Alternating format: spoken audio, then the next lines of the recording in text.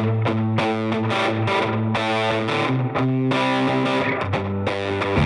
listening to the Cantina Cast,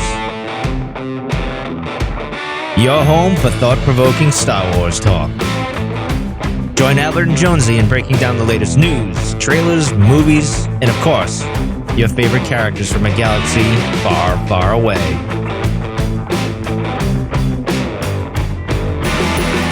Hello, everyone. Welcome to the Cantina Cast. My name is Albert Padilla, and this is episode 458, our breakdown of episode 10 of the Andor series, One Way Out.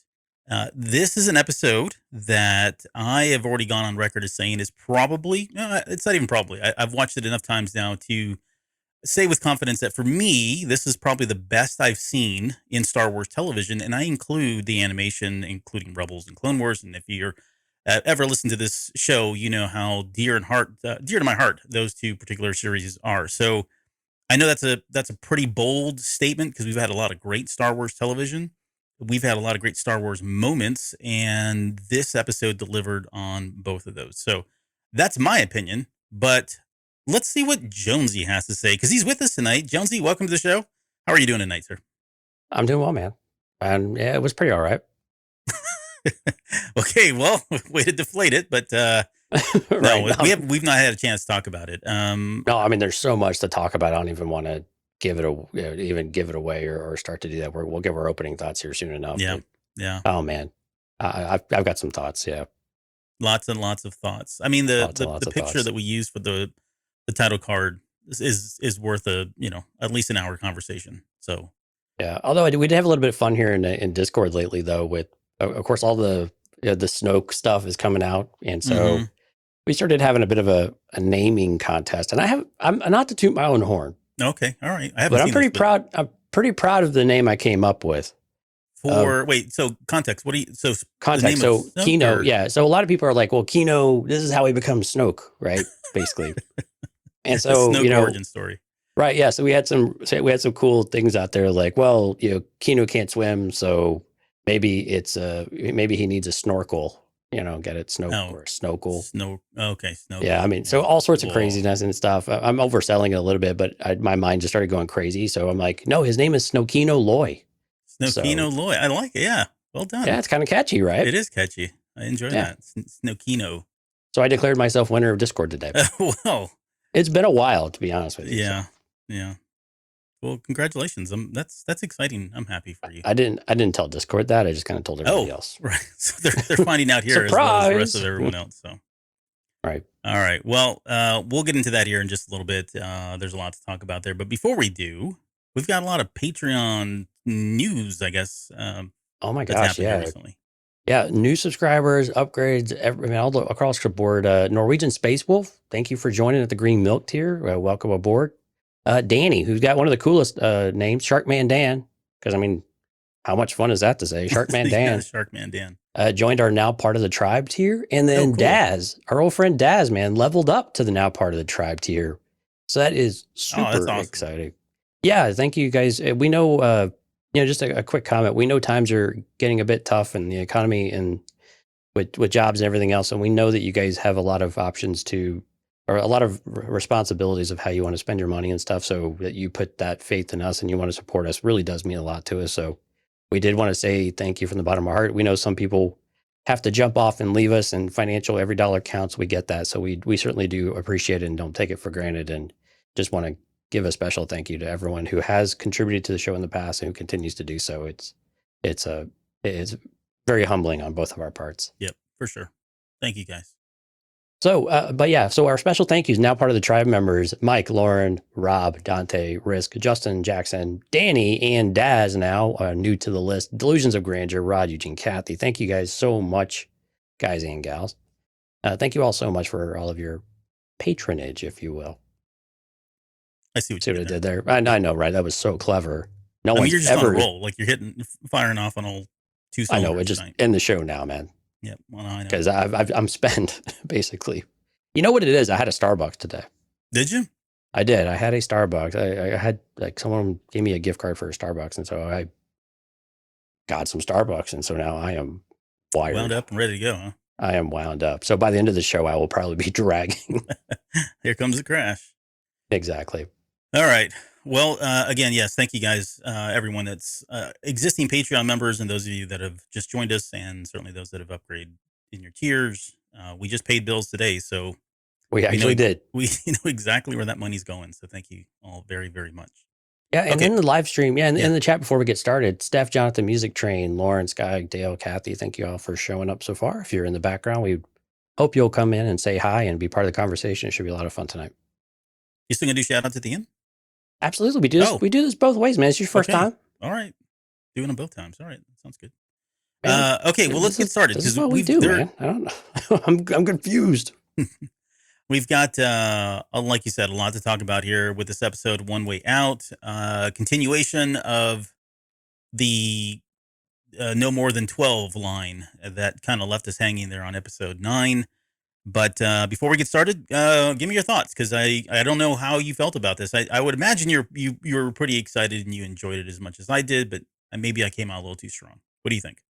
I know. I mean, you're probably not selling it enough. Actually, I was thinking about this earlier today. I was like, for the first time I can really think of across the board, but to have multiple actors that you really do feel, and I don't say things like this lightly, because we all know that no one cares about Star Wars acting, but oh my God, the acting is so good in this series that if there are not award nominations at the very least, and I don't know about winning, but you could name at least 2, 3, 4 characters who are worthy of an award nomination for the performances that we're getting. Stellan Skarsgård, I mean, he's got to be at the top of that list, right? Yeah. And even Andy Serkis. I mean, Andy Serkis is absolutely knocked out of the park. Those 2 guys in this episode, absolutely stellar. And then, oh, by the way, Genevieve O'Reilly coming in and just knocking a home run too. I mean, phenomenal in this episode as well. Oh my God. I mean, I didn't see that coming either. So I like that we're still getting these kind of surprises along the way of what could someone possibly ask for that's not money that would matter. And oh yeah, an opportunity to hand your daughters, to give your daughter away and betroth her. So, I mean, it's a really, I don't know if we called that or not, but maybe we did. Anyway, so. I don't think we called that. We said it was, we said it was likely not going to be money, is what we said. Right. Because he already had money. So what else is it? Right. Power of some sort. Yeah. Which you could argue this is a form of power.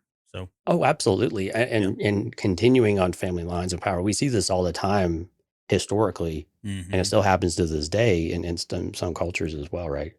Yep. But I mean, oh man, I mean, is that something that you would agree with, that like these are award nomination worthy performances that we're seeing in some cases? Yeah. And it's funny. I had this conversation with somebody today, speaking about this episode specifically, and we were talking about the quality, the caliber of acting that we're getting, which is, we've had some pretty good acting in Star Wars. Okay. I'm not going to say we haven't, but it's just not what Star Wars is known for. There've been some standout performances. I think the one that I think most people talk about, honestly, is probably Adam Driver as Kylo Ren, right? Given the complexity of that character. But beyond that, I mean, Harrison Ford's always pretty solid, that sort of thing. And when we get to the TV series, Pedro Pascal has done a pretty darn good job of giving us a lot without actually seeing his face. But this is just a different level. And some of it is because of I wouldn't say the medium, but the tone, right? And the type of show this is, right? It lends itself to very dramatic speeches. I mean, this episode, we got 2 incredible speeches, one from Andy Serkis as Kino. Later on, we get Stellan Skarsgård as Luthen. Those types of dialogues and those monologues just don't normally happen in Star Wars, and not to the degree in this level. But again, it's because of the story, the type of story that's being told, the situations that we're in, that we're getting that. So, but that aside, the writing is phenomenal in itself, but you can have really great writing and have a really crappy performance, and it shows. And we're just fortunate that we're getting both that. We're getting great performances, great writing, great acting, great directing, great cinematography. And we're going to talk about this in a second, but great music as well. Oh my gosh. Yeah. It was finally, this is the moment today was the first time I'm like, wow, the music is really, really powerful in this moment. Yep. But I mean, yeah, and the writing and the acting go hand in hand so much in this case, where, like you said, it goes both ways. You could have really strong acting, and if you have weak writing, you're not doing your actors any favor, and it just gets lost in the shuffle. Yeah. And then again, the delivery of great lines has to be there as well. And oh my goodness, I mean, you just have this great combination to where we have just not had weakness in this in this series. We're 10 episodes in, and we haven't seen a weak performance, I don't think. No. Nothing, and nothing that's at least memorable to where we keep going back. You're like, well, that moment was kind of shoddy. No, it's really, like, you just really feel it with the characters every single time. And it's just top to bottom. I really do hope that this series gets recognized for the quality that it is bringing from top to bottom. And again, some of my earlier criticisms about some of the, editing, while I still think a little bit choppy in places, has really solidified and really found a better place of how they're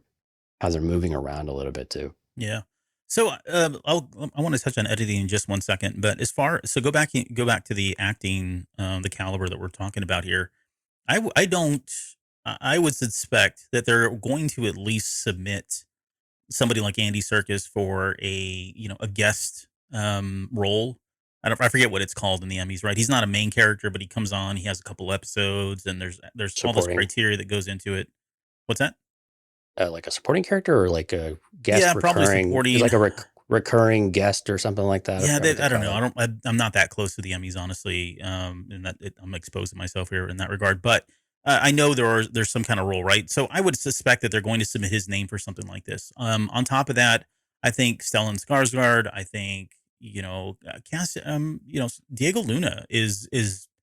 I mean, he's up against some really great people, but I think we forget just how good he is. And this is one of the episodes where I felt like he really was holding his own, especially up against a powerhouse that is somebody like Andy Serkis. Oh, absolutely, yeah. And we saw that with we saw him kind of rise up, if you will, when he had the scenes with Stellan Skarsgård earlier in the series as Luthen. But Genevieve O'Reilly, I think all four of them are probably lock-ins for submissions. But and again, I know I'm biased.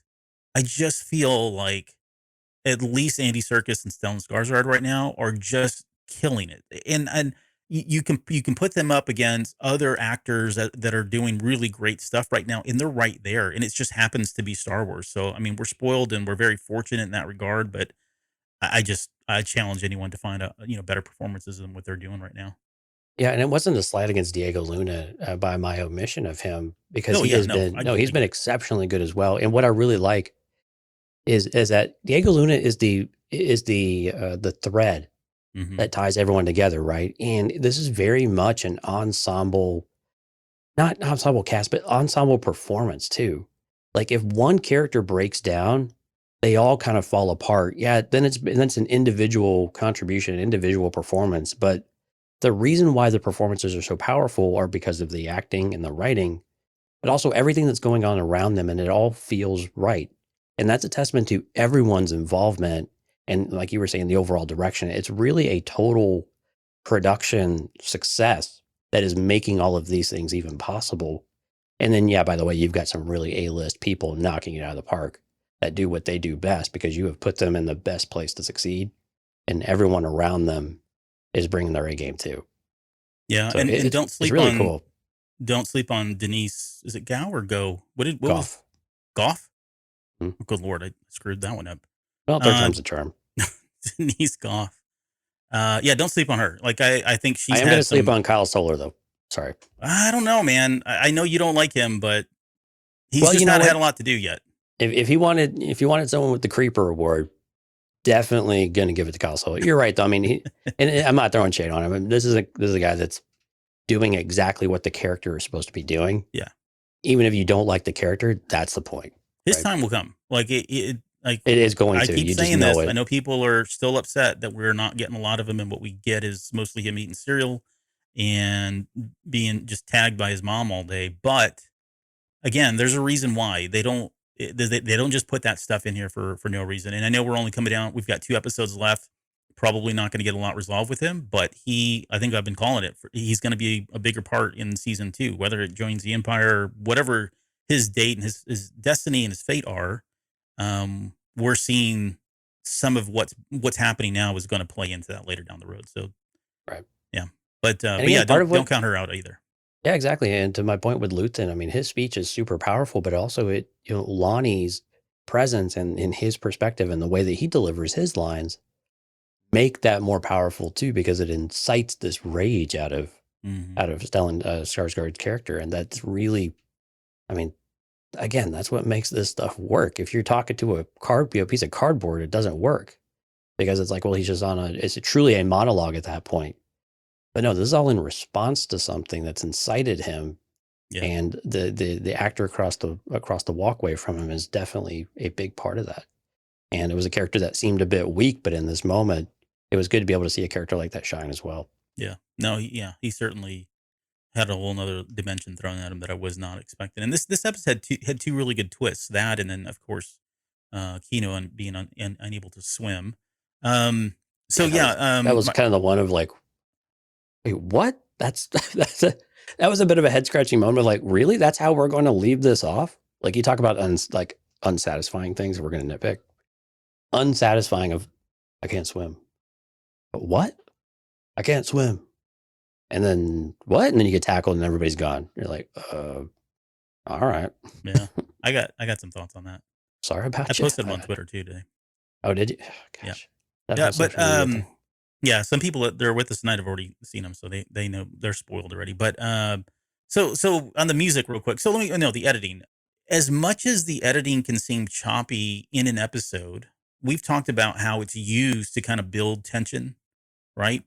And I think when this series is over, one, I feel like this series is going to lend itself to rewatches just because it's there's so much here.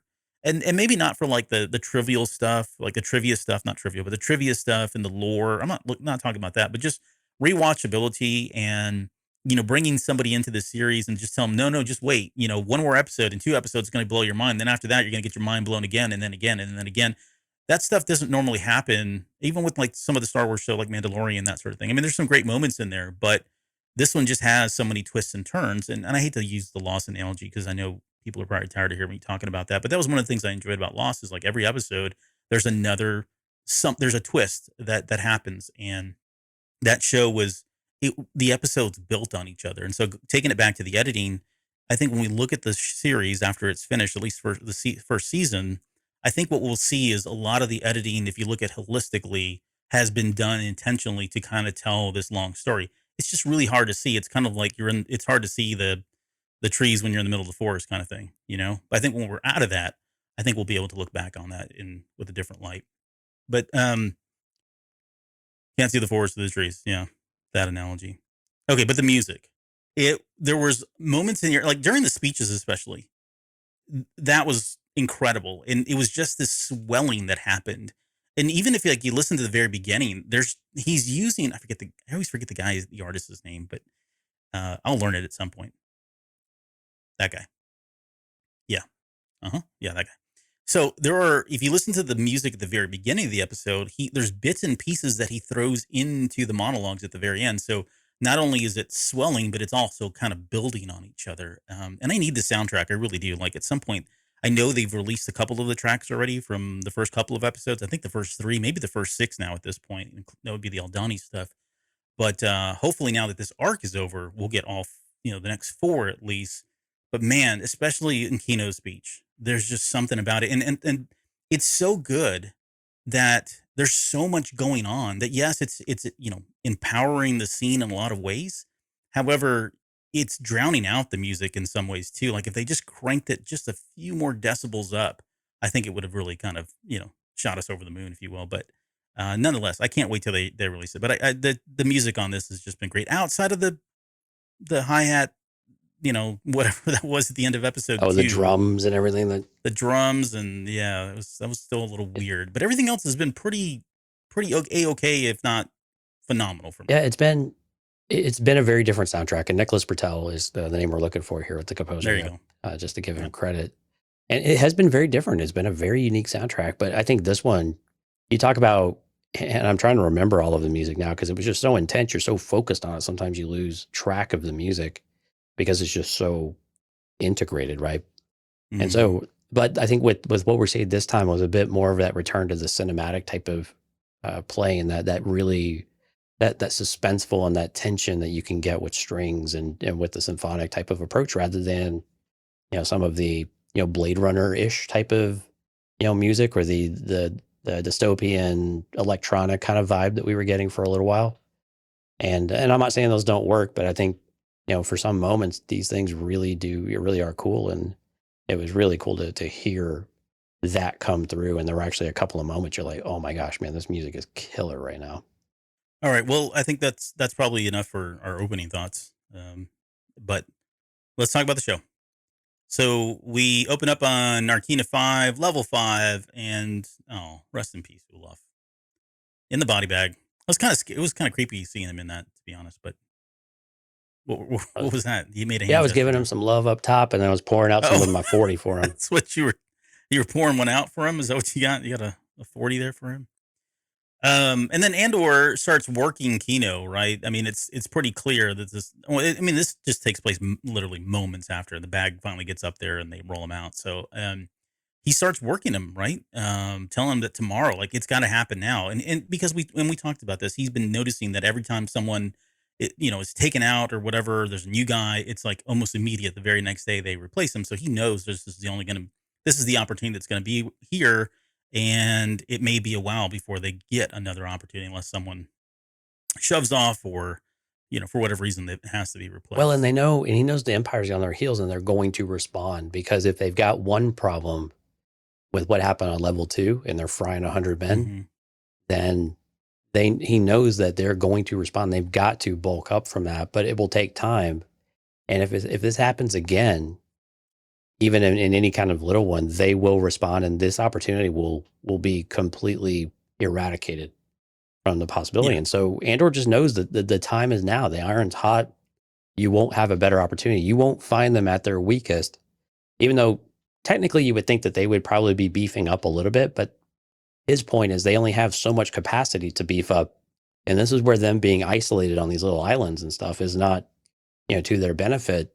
Even though it's difficult for prisoners to escape, it's also difficult for the Empire to respond quickly, to get more personnel out there as well in order to respond and really clamp things down.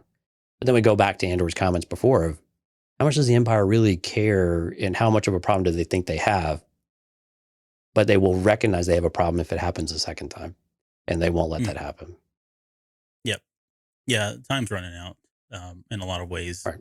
But Kino's in denial, though, right? I mean, he's just Kino's in denial right now. I mean, he's in shock, and he's in denial that there's still a problem, to an extent. And his mind is just swimming. He doesn't know what to do. He's trying to make sense of what the next steps should even be. And while, yeah, he's maybe thought about escape, I don't think that he's actually ever thought it was a real tangible opportunity that was going to be there for the taking. And now he's like, what's possible, what I need to do, and where my world has fallen apart, where I'm not going to escape. I'm going to die here. Just absorbing and processing all of that shock. But Andor can't give him that opportunity to grieve in any of those ways. You have to move. You have to move. You have to move. Yeah, I would agree. I think he's completely shell shocked. His world is completely turned upside down at this point. All his faith has been broken. Right. We talked about how he has been relying on the process and the system to set him free. And that's why he's been so militant and about, operations and making sure that they do what they have to do, because he wants out of there. And now that's all gone. So there's nothing under the whole, everything has been pulled out from underneath him. Right. And Andor makes some pretty good points here. He says, he uses the line, power doesn't panic. Right. So on top of the short leash that's happening, or I guess the cloud that's starting to surface around them because of, uprisings and that sort of thing. On top of that to him, Andor looks at it as, they're afraid. Right. They don't have enough guards. They feel this is their weak point. It takes. I was thinking about the Eldani episode where he's mentioned that, and maybe it's probably more headcanon, but he looks at situations and he looks for the weakest link. Right. And that's kind of what he's attacking now, or he's literally going to be attacking the weakest link, which is this process of bringing in a new guard and the chaos that these guys are under because of not enough people, or, too much red tape in terms of what it takes. And this, going out and doing these types of inspections and all of that. He really wants to take advantage of that opportunity. And that calls back to 2 episodes ago when we mentioned you see him and he's looking around at what's happening, taking note of everything that's going wrong and trying to figure out where is the weakest link at, right? So there's I had a question here about what they were making because Andor mentions it, right? And I still believe that it doesn't matter. Yeah, they don't know either, right? No, they don't know. Maybe it comes up later, like we said, season 2, next episode. He knows how to disassemble something because he worked on it. That'd be kind of cheesy at this point, but it's not important. I think it'd be more tragic if it really was like something like petty, right? Or unsubstantial in some way. That would even make it more disheartening. The fact that they were being processed like this, right on program, as much as they were. These are just things that they use to make kitchen parts to keep people fed. Right. Exactly. Hey, but someone's got to make it. There's someone has to make it though. Yeah, that's true. That moment there where he yells at him and says, "You don't have time." He says, "You don't have to be time to be stupid." He talks to Kino Loy. That's pretty surprising that he did that. And then later he tells him on program, right? He says program. He yells at him, and part of it I think is because he's in shock and he needs to get him. He's trying to get through to him, right? Break out of that, right? We got to go back on here. We got a mission to do, if you will. But I think a lot of it too is they're on equal footing at this point, right?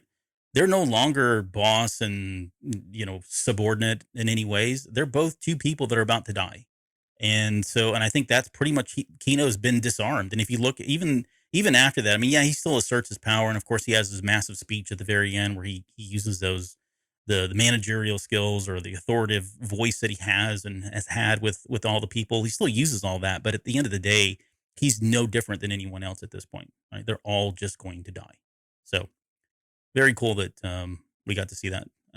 The last thing I guess about this scene really was two things. The one, the line of "I'd rather die trying to take them down than die giving them what they want." And of course, we hear this later in Kino's speech. He reiterates this, right? But this stuck with him, and I have a feeling this is the turnaround moment for Andor. Like that line, it really was. Yeah, that line really does feel like Andor has rounded that corner, and he has felt it personally to the point where he understands what the rest of the galaxy goes through. Now we'll have to see how this translates or how much momentum this gives him as he escapes, and especially since he's with Melshi now. But no, I think it was a great line. I mean, it was very poignant and very important for his character to be able to say this. Yes. But I'm not going to give in. I'm not going to keep giving into or keep getting snared in this net of sorts as well, to where I have to give in to their will, and they're going to take my life one way or another. I'm going to give it in the way that's going to do the most damage and be able to make a difference. And Luthen is in the back of his head, I'm sure, this entire time, giving it all at once. Give it to something real. Give it to something where you actually have an opportunity to actually make a difference and really enact true change and true influence over this monstrous body of power hungry people. Mm-hmm. It's important, like you said, it is important for him to utter those words, because without that, I mean, at the core, that is the Andor that we know when we get to Rogue One. And I'm not saying he's full fledged there. This was the big transition moment. I mean, there's probably still more that has to happen, but this is a big chunk of it right here, right? Him uttering those words and sacrificing his life for the better good, or just not giving the Empire what they want, even if it doesn't, even if this is all kind of plays in the Luthen speech as well, right? But yeah, he needs to utter those words. So hearing him say those is a pretty good transitional moment, for sure. There's and so I'll jump ahead a little bit, because I do want to talk about Kino Loy. In my head, and this was on the first view. Well, yeah, it was on the first viewing after I'd seen the very last scene about can't swim. That was tragic, like the fact that he did that. And what got to me, and again, it's probably my own headcanon, but this is what I posted on Twitter, and this is what I truly believe. All the time, from the moment he realized that no one's getting out, right? And this kind of cuts, even when he's in there with Andor talking about it, they finally go into the cell block, and he's sitting there, and you can see him, and he's kind of like just still shell-shocked, can't believe what's going on.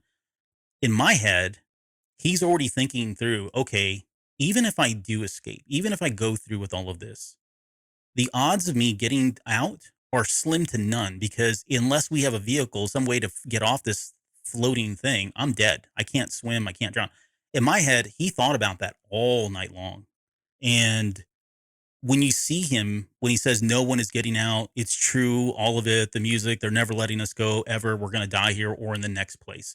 I mean, I know he's talking to them, but I think for him, he's really trying to just come to peace and come to terms with the fact that there's a very good chance that, again, you know, the escape plan is going to be swimming, and there's just no way for him. And I think he sleeps on that all night. I really do. I feel like in the morning when he gets up and he starts telling everybody get ready and get going, he's made peace with it, and he's accepted that, hey, maybe things will be better, but if not, that's just the way it's going to be. Yeah, this is like your stages of grief thing, right?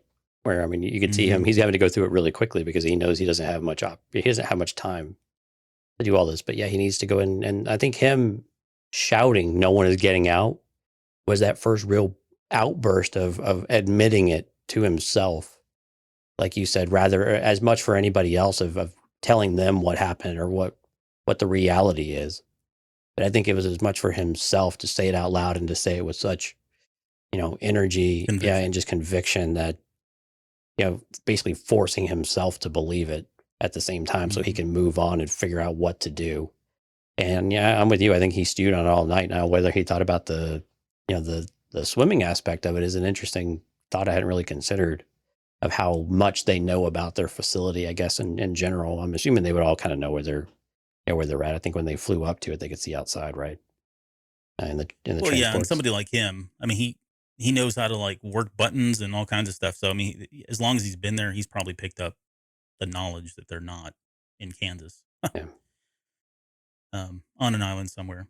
But yeah, and that was so Lawrence says, I think he knew he wouldn't get out, but still did it for his guys, and that's exactly right. I think overnight, as he's thinking about it, I mean, who else does he have to do it for? He did it for himself, of course, in some ways, but he did it for his guys, and I think he did it because of what Andor said. Right? I'm not going to let them win. I'll go out on my own terms. So, but we'll pick this up maybe at the very end, because I want to get to answer the question, what happened to Kino Loy? I've got some thoughts around that as well. But great stuff there. I thought the episode was really cool too, because we didn't, although it was primarily focused on, of course, Marquina 5, we did come back to Coruscant just very briefly. It sounds like the ISB kind of, their bait worked, or the ploy of staging the pilot's death, Krieger's pilot, and all that looked like it happened. And then Lonnie chimed in, and there was something about that, and I was like, okay, why is he that's weird. Yeah. stepping up?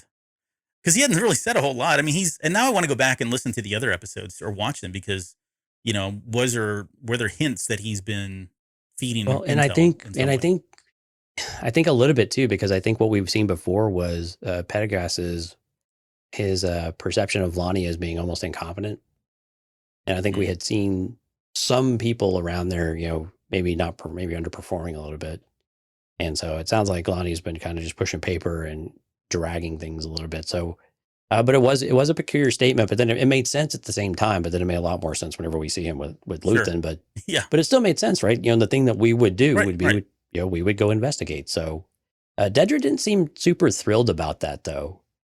I saw that too. She seemed almost kind of annoyed, but at the same time, I thought, well, maybe she just doesn't care enough, Well, and I didn't know if someone kind of usurped her enthusiasm and her momentum, because even when she tried to hand off the tablet to Pendergast, he was not interested. He just walked right by her and was like, basically, yes, they're in my grasp, kind of thing. It was almost like he was just, folding his hands back and forth and rubbing them together. But yeah, there was something off though with her, and I don't know what was going through her mind, because then she kind of bailed, right?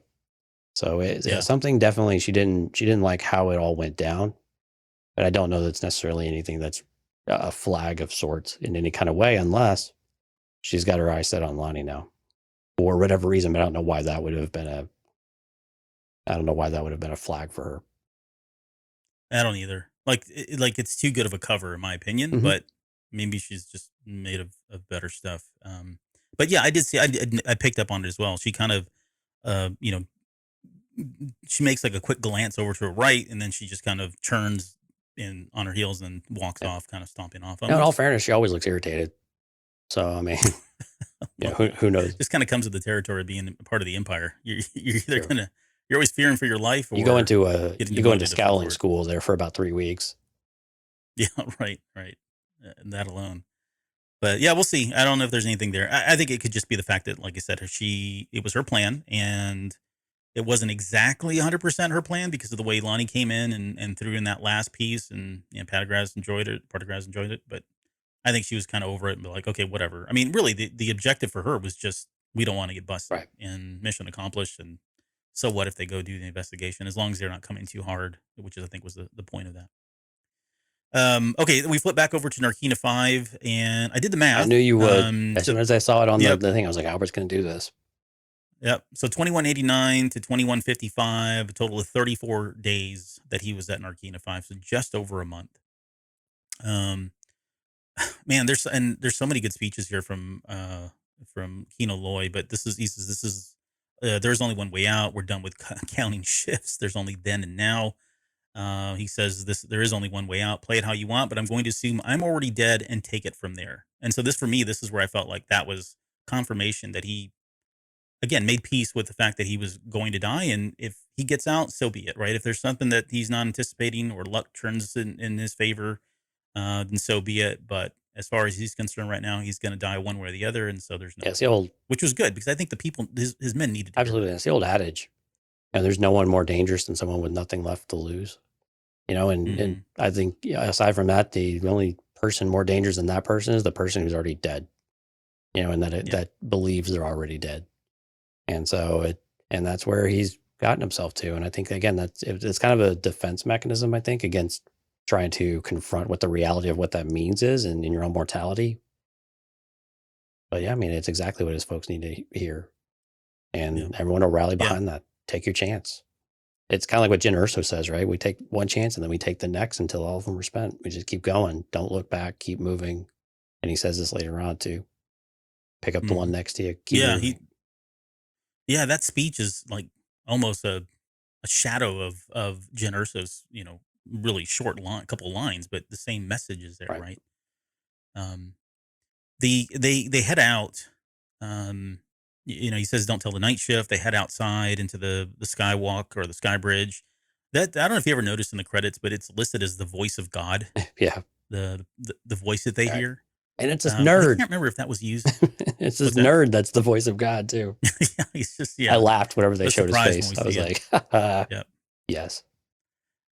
But yeah, it says silence on the sky bridges, or basically the whole unit gets fried from now on. So not only, because of what happened on level 2, because there's probably rumors that people are starting to chatter and talk, and it may be spreading. The Empire is now saying, look, everybody's quiet in the sky bridges. They're not allowing any communication whatsoever. So again, this speaks to that fear. That speaks to the panic that Andor was talking about earlier. And also, and of course, they go back to work. Yeah, and it gives him more credibility too. Of the Empire is they are responding. We just don't know how they're responding. We cannot wait. The time is now. We won't ever get a better chance. And that's why he just keeps hounding it about it. And he's absolutely right. I mean, they will adjust. We have a very quick scene at this point going over to Marva's home. Yeah, this was completely out of the blue, like this return to Ferrix, wasn't it? I mean, I know they mentioned, I know they ended up mentioning a little bit later on, but it was just completely, this is, I think, the one scene that was a little out of place, if you will. I think it was, I was thinking, well, maybe they got to have touch points, right? They don't want us to not keep in mind that this stuff is brewing. I think they're just, if you think about don't forget about all roads lead to Ferrix. Right. Yeah, don't forget about it, basically. Yeah, it's kind of what it was. But it did a couple of other things as well. It establishes that everybody's coming to Ferrix. Everyone's coming to party Ferrix on Ferrix. It's going to be a huge, massive party. But on top of that, it reminds us that Cinta is there. It reminds us that Corv, which is one of Deidre's dudes, is also there, and that they're watching Marva. And then we get, probably where I wouldn't say the lead to me, those are the leads, but what we got was that, Marva is not, taking her meds. And, I don't know. This almost kind of sets her up to be, a loss in the next couple of episodes. Like, she's frail. She's going to make mistakes. She might do something. I think we need that. I think Andor's going to need that, really, to kind of push him over the edge. We kind of talked about that before. Yeah, we know we have that scene at home where he says, "I'm tired of losing." And I think we had speculated at the time something has happened to Marva, and now it makes sense now with this experience that this is that corner, and he maybe has actually formally rounded it, And we'll see that come to life when he actually voices this to a Bix or to a Brasso or something like that. Mm-hmm. And we got a doctor now. I mean, there's a doctor involved, so I guess it's serious at this point. We have 2 doctors in the series now. One that's a kind of a lapdog Empire doctor, but a prisoner, Imperial prisoner doctor, I guess. But the other thing too, I was just thinking about the other thing that this scene did is it established that the Empire is well embedded in Ferrix now, because they were panning around. You could see, I mean, pretty much in every shot on the exterior shot that they did. Well, it was all exterior shots really, but you saw stormtroopers everywhere. Right. And it gives Lonnie credibility a little bit later on, at least from a viewer aspect, when he's talking to Luthen about the reality on Ferrix. We know he's being genuine. And so I think it helps establish that too, that it's not just hyperbole or it's not just him luring him into a trap. As viewers, right, or just trying to get out, say whatever he can. Exactly. As viewers, we know that this is true. He's not overselling this. Yep. Oh man, so this next scene was great. We go over to Coruscant at the Chandrillan embassy. Give me your thoughts on Davos Skulden. Was he sleazy enough for you? He came across as a what's the actor? I'm trying to think of the actor's name that played the Goblin in Spider-Man 3 or Spider-Man 2. Oh, yeah. Willem Dafoe. There was almost like a Willem Dafoe kind of... They could have got Willem Dafoe to play this role, actually. Well, they could, but he's not... I mean, the Chandrillans usually have like a British accent, though, right? So I'm sure he could do anything, man. Yeah, that's true. He came across as a posh Willem Dafoe in some ways for me. Absolutely. But what did you think of his character? I agree with you. I liked him. I thought it was the way the scene was written, and it was very clever, right? And it was this political maneuvering between Mon Mothma and Davos Skulden, which I thought was a lot of fun. And Tay just kind of, chilling, watching the fireworks and trying to be diplomatic at the same time. But you could tell, I mean, and what I liked about his character, Davo, is that he just read Mon Mothma like right away. And she's not really hiding it though either. He knows that she doesn't want to have this conversation. And he's already leading in and saying, people view us as the underground, the scum of the earth type of thing. But, we're just enablers. We're just helping people, do the things that the Empire is deprived of. It's your money, man. Yeah. Do what you want with it. We just have this great opportunity we can offer people, and so I think he was sleazy in the right ways, and again, it was really, the surprise of it all was what he wanted, right?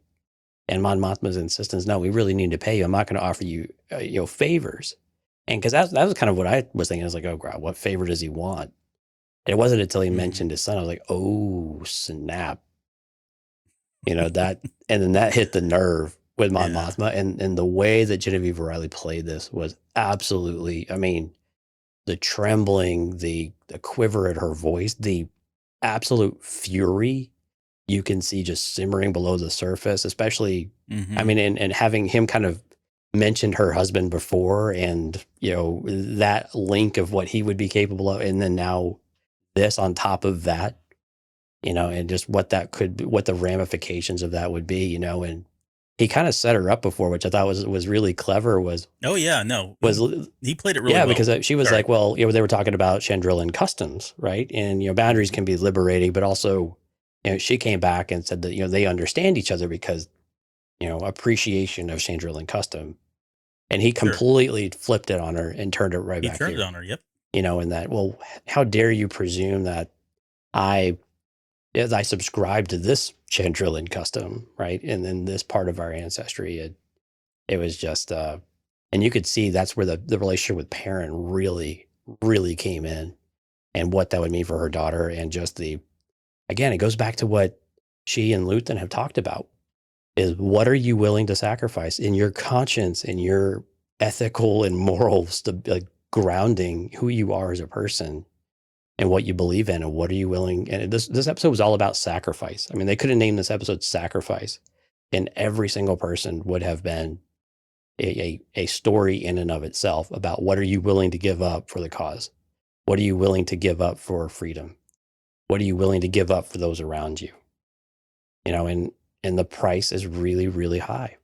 And so how much are you willing to give up of yourself in some cases? And Luthen and Mon Mothma are 2 people that are just so deep in it now and Luthen said it really well, there's nothing left to give because they've literally given everything. Yeah, this Davo does a really good job of setting everything up. He's very con manish in that Yeah. way, in that regard. Getting her to say what he wants her to say, having those words come out of her mouth instead of his was Yeah. perfect. But you're right. I mean, it's several parts that really just get under her skin. The fact that he has some kind of relationship with her husband, her estranged husband that she doesn't really care for, of course, for a number of reasons. That's one. Two, it's the power that would come with this and how that would look as somebody like her as a senator suddenly, in this kind of even if it's purely Yeah. traditional, whatever. Or even the business relationship side of it, he Yeah. made the point of view of tarnishing your brand, your image. Yeah. I mean, she's now tied to this guy. So what does that say about her? Right. Um, on top of that, I think it's just, she doesn't approve of this particular tradition, like for all the right reasons, because of Perrin. And she doesn't want her daughter to fall into that same trap. She doesn't want to see her daughter fall into this loveless, relationship that she has with somebody because they were arranged and, she never got to really get with who she wanted, which was Tay or whoever it is that, in her mind. So, I mean, I think she wants better for her daughter too. But at the end of the day, it's really about that power piece of it. What does that say? This really is a power grab for him in a lot of different ways, but then somebody as esteemed as her in the Senate, and it's just bad news all around. So what do you think So, about his comment? I love the fact that when she said, "Will you reconsider?" or she said, "Well, yeah, will you consider it?" and she said no, and then Yeah. she said, "Tay will see you out." Like she just cuts him off and like sends him out, like get the hell out of here. And I think the question that I have is, he seems to think she's going to think about it. This goes back to your point about what are we willing to sacrifice. But what do you think? Is she really going to put any thought into this, or is it going to? Do you think not initially over time? That was She gonna be will. my question to you. Actually, was Mhm. he called her out on it too. I'm not considering this. He goes, "That's the first untrue thing you've told me today that you've said." I mean, he called her out right away that she really is, and maybe that's why she is so. While it's Angry? fury and everything, it's also fear and anger at herself that he's not wrong. And I would not have gathered that from her, just how angry she was and the way that she abruptly changed it. And I mean, I think your initial response is probably no, but then your brain kicks in and you're like, oh my God, but my back is against the wall. I don't know what to do. What other options do I What, yeah, have? exactly. Maybe this kid's not so bad. Maybe he's not like his dad. I mean, there's a whole thing, there's a whole lot of paths you could go down, with all of this. But I mean, the logical side of your brain starts kicking in rather than both sides kick in. I'm not saying that she's neglecting her daughter or would put her in a position to have this type of thing, but I think she's also worried that her daughter is becoming enough like Perrin that this type of relationship, if she were to even entertain it, regardless of who it was, that type of family would basically seal her daughter's fate to become Perrin. And that just absolutely terrifies her. And it just terrifies her that even more that she's considering that, because like you just said, what other options does she have? I mean, which way do you turn at this point? Tay has told her the list is short for people who can help us. And it's pretty much one Yeah. person. It's that short, right? Yeah, I mean, we've got so many characters that are so gray, and we've got so many characters that are sketchy, even in the series, right? Luthen, Saul Guerrera, a number of people. So for her character though, like she had and this is probably just me projecting more than anything. She has to be that light. She has to be the solid person in the series. We kind of need somebody like this, right? And we know this is probably what lends itself to her becoming basically in charge of the rebellion, right? Later on down the road here. At the same time, she's not infallible. And I would think the only way that she would even consider this is if she was trying to think 2, 3 steps ahead of like, okay, well, let me just do this. I'll do it for now because uh, she doesn't have a lot of options, like we said, right? The money's already out there. It's just a matter, unless she can figure out a way to get this money hidden, this 400,000 credits or whatever it is, the Empire is going to find out, and then all hell's going to break loose, Right. right? So she has to do something. So under duress, I think she would go through with maybe setting something up initially, but thinking that, okay, well then I'll just do this to get her out, right? Or I'll figure out a way to fix all that a little bit later. And you know, if stories go the way they normally go, that never really happens. Like that becomes the tragedy, right? She does make a mistake and she gambles with her daughter's life with the best intentions, but it's just yet another tragedy that's going to make her, somebody who's very isolated and completely. Because I'm trying to think ahead to like Rebels, right? We have no mention of her daughter, of her husband, and I get that was because it was probably written that way. But if they're going to back into that, in my head, Perrin's gone at that point, and unfortunately, her daughter is too. Whether that's because she's married and she's now become a jerk face like her dad was, or she dies in some way, or whatever it is. But I think Mothma is set to have tragedies, some really bad tragedies, very soon, because I think that's going to galvanize her and make her, a stronger leader in the long term. I think you're right, though, and I think Mon Mothma in particular is feeling that the rebellion has to stand for something, and it has to stand for something pure, because the Empire is so evil that it's such a slippery slope. As soon as you start to chip away and give these pieces of yourself away, both literally and figuratively, I think, for Mon Mothma and the rebellion as an extension, then who are you really when you come out the other side? And it's a slippery slope. Yeah, like, where do you stop? I mean, once you do it, it just exactly. I mean, and that's where Luthen's at, right? I mean, when he said it before, you have to check your conscience. He is at that point where he is literally there are no boundaries, because he is going to do whatever it takes to win. Mon Mothma, and you've said this in previous shows, she has to think ahead of what is left if we win. It's not even a when we win; it's an if we win. What's going to be left? We've fought for all, we've given so much, but for us to be just as corrupt and to owe all of these favors and have this built on lies and deceit and sketchy deals and things like that. I mean, it's how much is too much, and she doesn't know the answer to that.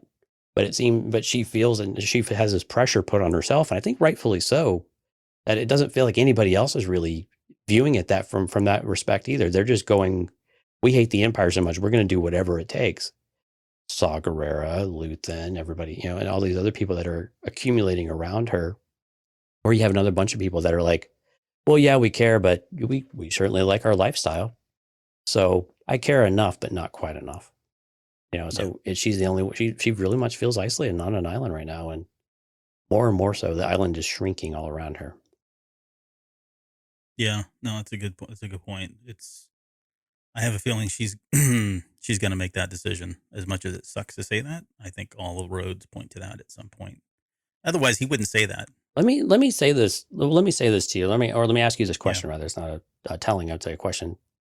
If she were to sacrifice her daughter, Lita, to this situation, or not sacrifice, but open this opportunity and this door, knowing that it's right. In her and Mon Mothma's opinion, it's wrong. How would you look at Mon Mothma in after such an event or decision? Human. Like, again, I don't want to give her a free pass because it's a horrible thing to do, but it's unless there's other situations. I think they've presented this as though this is the only option, right? This is why Tay went through all the data. He looked at all the different options, and this is really the only thing that's available. I think they've kind of set it up that way, even if they haven't explicitly said so. So if this really is the only option, then given the choice between losing, her position of power, being in prison, killed, the family going away, all that stuff, all the that comes from the Empire finding out who she is and what she's doing. If it's just a small sacrifice now that she feels like she can fix later down the road, I think she's going to do it. But I think what that says about her is that she's not perfect, and she's going to make mistakes. And given the circumstances, I think they've said enough. They've done enough for me, at least, to again, not give her a free pass, but just kind of understand why she would do something as crazy as this. There's actually one line, and I know we need to get moving, but there's one line that keeps coming up throughout this episode as I was watching her scenes, was actually Darth Vader in both the comics and as in Obi-Wan Kenobi. Basically, she's being given the gift of learning loss, excuse me. And you don't know what it means to lose until you've lost something. No, it's a great point. And that's so, I mean, it's very indicative of what a number of characters in Star Wars go through, which is, I guess, in a roundabout way, what I was saying earlier about Mon Mothma. She's got to have some kind of loss. She's got to go through some level of tragedy to be the person that she is, to just break up free from the Empire and from the Senate, I should say, break free from the Senate and join that cause and give her life for that cause. Yeah. Rob's got a cool comment in here. He says, I think maybe her husband finds out that she was willing to give her daughter to this criminal, so they leave her. I mean, it's another reason to poison the well and weaponize that relationship, right? Even if Perrin would have been like, yeah, that's kind of cool. He would have been like, no, here's my final opportunity to really drive a permanent wedge. This is what your mom was willing to do. I think Perrin, if Perrin is so selfish though, so I can see him doing that, but only if he has something lined up, right? He knows the Empire is going to take care of him, or he's got a lot of wealth and doesn't need her, which may be the case. Maybe he gets 50%. I don't know Right. how that works in Star Wars, but I think he would do it if that were the case. I can't see him giving up his life, right? His lifestyle, unless that's going to still be guaranteed in some way, which I think there are ways that can still happen. I have no doubt that Perrin's probably got a little side pocket of money and stuff. He's probably been stashing things away for a long time. Oh, that's what you're going to say. No, not like a side piece. A little side hustle. No, well, hustles are piece. He's probably got a little of everything, actually. All right, well, let's move on. There's a very quick scene at Luthen's shop of horrors or wonders, whatever it is. I think it's antiquities is the official term. Right. Fine antiquities. But Clea is being real cryptic about seeing different signs and the whatever. They have a very intricate system of how to signal that when this person wants to meet with Luthen, right. And they ticked all the boxes, and so Luthen decides, well, gotta go. It's gonna, there goes the whole day, is what he says, and he takes off. And he mentions it's been a year since they've seen each other, and that sort of thing. And we can get it. I want to get into that here just a little bit because I do want to get your thoughts on who this person is now. You know what was interesting though? I mean, this was Lonnie. I mean, so. Well, no, yeah, but I meant who Lonnie really is. So I think. Oh, yeah, he's a patsy. Anyway, but yeah, I think what was interesting though is Clea wanted to get involved, and she was like, "Let me take care." I'm pretty sure she said, "Take care of him," not take care of it. But I'm pretty she's like just itching to kill somebody, I think. And off, she's like, "I need to see." Did she say that? I need to see someone dead. Like someone has to die to satisfy this itch of mine because I'm really a secret Sith Lord. That's basically what I think. I don't think she said that, but that's hilarious. I'll pull it up and read the subtitles while you talk for an hour. I mean, I'll do it. Find out, because that would be hilarious if she's really just like, it's another instance of her wanting to kill somebody. She's out for blood in some way. Challenge accepted, man. Oh, that character. Okay. So while you're doing that, we'll go back to Narkina 5. And this is where we're getting the whole speech, right? Don't die until you've put up a fight. He keeps uttering one way out. They're going to work and doing what they're supposed to, but you can tell like he's just so hyper focused now. I mean, he utters that word one way out to Cassian as they're passing by each other. Burnock is in this as well. I just, not to jump ahead, but man, that sucks. I thought he was going to live. This is the guy that was working with Cassian earlier on. And, right. They were the first two that you kind of got the idea that they were working in cahoots and trying to come up with a plan. And he's the one that dies on the bridge. He gets just shot in the chest. So that kind of sucked for me. Okay. But Cassian heads over to the pipe. Oh, did you pull it up? Yes, I do it. So she says, "Let me take care of it." Okay, so I was wrong. But still, the way that she says it, though, I'm still not going to back down. That I think she would. She wants blood. She would have pulled. I think she has no tolerance. Is my point. She just has. If she's saying this is a risk, this is a high risk. Of course, Luthen's like, well. If he's betrayed us, it's too late anyway. It doesn't matter. But yeah. No. So I was wrong, but I'm still right. So we get Cassian working on the pipes a little bit. We get the shenanigans with the guards. Right, there's two guards that are there, but because they have to go do the inspections, they leave, which lowers the amount of people, which kind of exposes them. This is exactly what we were talking about, right? The same thing happened when Cassian was being processed. They were arguing about who was going to be there, and they didn't have enough guards, and they were doing inspections and whatever else. So that all worked out really well for him.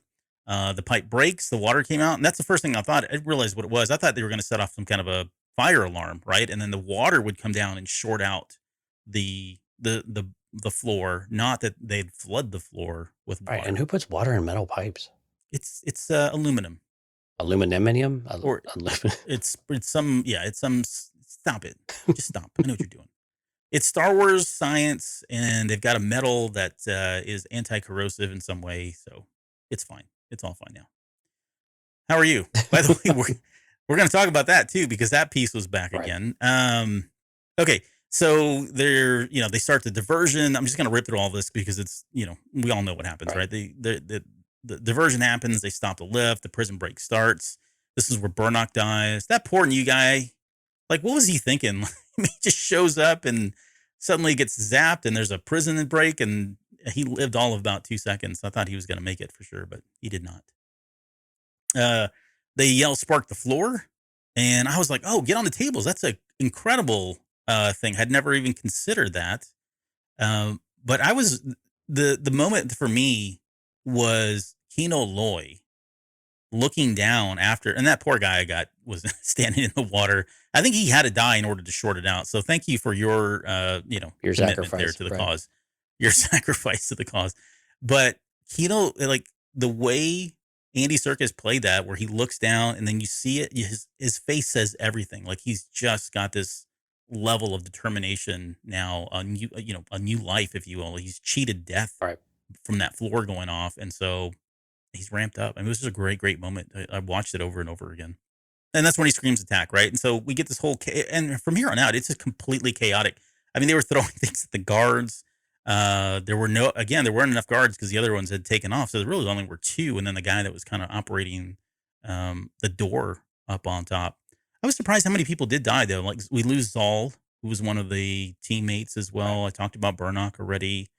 Who else left? There was another.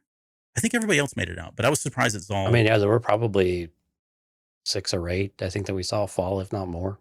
I mean, it was a lot. I mean, some of them were not named characters, but I mean, there was loss. I mean, the guards were sitting there firing at him. Now they probably should have taken more of them out, but less exciting that way. But but it was kind of cool how Andor got up on there and took some of them out that way. I'll tell you what. I'm glad he didn't forget about the dude that was on the ground behind him, though, because I'm like, dude, he didn't die. Like, what's he going? And he shot him. Oh, yeah. I was like, okay, thank you, Andor. You have restored my faith in people taking care of business. Yeah, I don't know. What is it? One in the chest, 2 in the head? I don't know. Right, sorry, I don't know why I know that. I don't know either. I'm slightly worried and concerned. It was in a movie. Come on, I don't do that. It's not what I do. Ham. That's even more suspicious. Edit this suspicious. out. Ham is a badass. Ham is the guy with we called him Slick, I think, in the very first episode he was introduced. He was like killing people, screaming one way out, come and fight. He released some folks. He saved Melchi at one point when Melchi was coming around the corner, and almost bit it. Yep. He saved him, and then he gets away. I hope we see him again. I was not expecting him to be the cool character that he turned out to be. Right.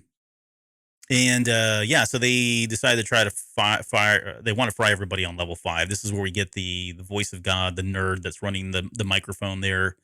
And he's like running through the list of floors and the areas that have been exposed and all that. He's just like, forget it, fly the whole level. Like everybody is going to die. And that's when they kind of walk in and we get this really great scene on a lot of different ways, but really it's more Kino's moment than anything else. And Cassian sitting there trying to just encourage him in a couple different ways. But I want to talk about the levity here, because I was not expecting that one Imperial guard to think about where he says, turn it off. He's like, there's so many negative. It was like, well, he says, turn it off first. And then so Kino shoots the other guy and he's like, I'll turn it off. Hey, right here. Well, and then the other guy was like the total corporate monkey, right? Of, well, shut the power down. Do you realize how many weeks it will take to get this up? It was like, yeah. Like, I don't care, dude. This is not, you're thinking about the wrong things. What part of this makes you think I care? Read the room, boy. Read the room. The guy, I was laughing. I thought it was great. It was. And that what they did, all that. So, him screaming on program to them was pretty powerful, right. And they immediately complied because that's their thing. I like that they looked at him in shock for like, wait, really? Really? Oh, okay. Yeah. All right. So we won't go through the speech. You wrote the whole speech. Because I wrote the whole thing out. The whole thing. I wrote it out because I just love this speech to No Man's End. But I guess what were some of the moments for you, or I guess your thoughts on the speech itself and how it started before Cassian was like, "Is that the best you got, dude? We need more. Okay, we need more intensity and go." But what do you think? I mean, I think that the most powerful moments there, where he's looking at Andor and he's using Andor's words to and giving him that credit too of saying you were right, and the conviction that was behind, those turns of phrase that this is, give it all because they're going to take it all, and you'd rather give it all in service of something rather than and again it's nice to see this flow right from Luthen to Andor, and then Andor inspiring others or convincing others. I don't know if you want to call it inspiration, but convincing others to do this as well. And you see this message starting to permeate. And how many people heard that message? How many people are going to do something with that later on? Yeah, and so those are I think that was the big takeaway for me, is like, what does this start? What is the spark, right? That Poe talks about all those years later. That spark, we got to see it front and center right here. And so how many of these people rejoin and find a rebel cell at some point beyond just Andor and Melshi? Yeah, so I think Lauren, Cassian said, we need the speech faster and more intense. Yep, George Lucas was in the room. Yep, literally echoing George Lucas. Right. But yeah, I mean, and then he gets in that groove. I mean, when that passion comes out, and he starts just speaking for himself about what this means, and this is what Kino Loy is able to do. This is who he is in this moment in time of what he's been doing for the last however many years, and he's using it in service of all of these people rather than in service of the Empire and keeping things on track and all about the numbers and whatever else, right? Yeah. Well, this speech had to be delivered by. It's like Andor said. It has to be. You do this every single. It's a credibility thing, right? I mean, you need someone who's credible in the room to give the message. Yeah. The clout, and not only that, but somebody who arguably was so pro the system, delivering the speech in the way he did. That's pro sends a message. What do you mean by pro the system? Well, he was the one that was in charge and telling him, like, this is my shop. I run it. Here's what you're going to do. Right. Keeping everybody in line, again, for all the reasons we've talked about. Somebody diverging 180 degrees from that completely. I mean, throwing that all out is powerful in itself. If I can do it, so can you, kind of thing. Yeah. Right. Exactly. I mean, again, not to harp on or to kind of go on about Andy Serkis's performance, but my goodness, every freaking line of this was amazing. It's justified. You just shell all the accolades on Andy Serkis that you would like, and I think it's all well within your right. I will say this: there were moments when he was talking, when they cut to the voiceover, it sounded like Snoke was delivering the message. It's Kino Loy, man. It's Kino Loy, yeah. But so here are some of my favorite parts of the speech. I won't do the whole thing, but wherever you are right now, get up, stop the work, get out of yourselves, take charge, and start climbing. Great stuff. We will never have a better chance than this. I would rather die trying to take them down and giving them what they want. And he's looking at Andor as he says that, confirming that your message was read loud and clear, and I'm with you. I stand with you in that regard. We will never have a better chance than this. Oh, sorry, that's what you said that one. There is one way out. He starts that, and then at the very end, it becomes the mantra that's repeated over and over and over again. But the first time he says that in this speech, he says it with such power and such conviction and such steadiness. Like there's something about it that's almost like calming in the situation that I think it resonates with folks. And of course, throughout the speech, they do a masterful job of editing, cutting back and forth to, the prison break and the guards huddling down, right? When they're talking about they're scared of us, and you see them all cowering, and that power shift has happened. Just it all kind of blends in, and then throw in the music, and my goodness, it's just, everything you want. Here's the other ones is you see someone who's confused, someone who is lost, you get them up and moving, keep them moving until we put this place behind us. So again, speaking to, we're a brotherhood. We're all in this together. you look out for the other person. This isn't just about yourself anymore. We all have to go, we're all doing this. But then again, we see these people falling and basically getting trampled too. So I saw message that wasn't really well received, but it's a lot of. Well, they were on the Sky Bridge, and they, was that speaker was out, so those guys they didn't hear it. It was going to get fixed later that day. They just hadn't gotten around to it yet. So, and then the other one was, if we can fight half as hard as we've been working, we will be home in no time. Right. So, and then from there, it's just the one way out kind of mantra. And that music, again, it's just swelling and starting to build and build and build in the background while it's happening. And all this, of course, leads to that very last moment when they finally get to the very end, and they're just like lemmings jumping off, and some of them are getting shoved off. And we get that moment of can't swim, which that's a great comparison. Was shocking. The lemmings. That was actually a really great comparison. Yeah. Well, it was, and it was so shocking to see that, because it was a twist, that, and then, the arranged marriage kind of thing. I wasn't expecting that either, but this one was, I think, and honestly, I saw people that were emotional, the first time. I was not, but on the second viewing, I don't know what it was. I got emotional about it. Like, because I don't know. I mean, that the character himself has gone through such a transformation in such a short time that you don't want that for him. And I guess, so to get to the question of what happened to Kino Loy, in my head, I think he died. I don't think he stayed behind. I think if he stayed behind, then he would just be back where he was. And that goes against, my theory of him kind of being up all night thinking about things. So, did he go back? One of two things either happened. Either he just, after the last man was out, he waited up there until every person that was still available, that was an eye shot or earshot of him, was gone.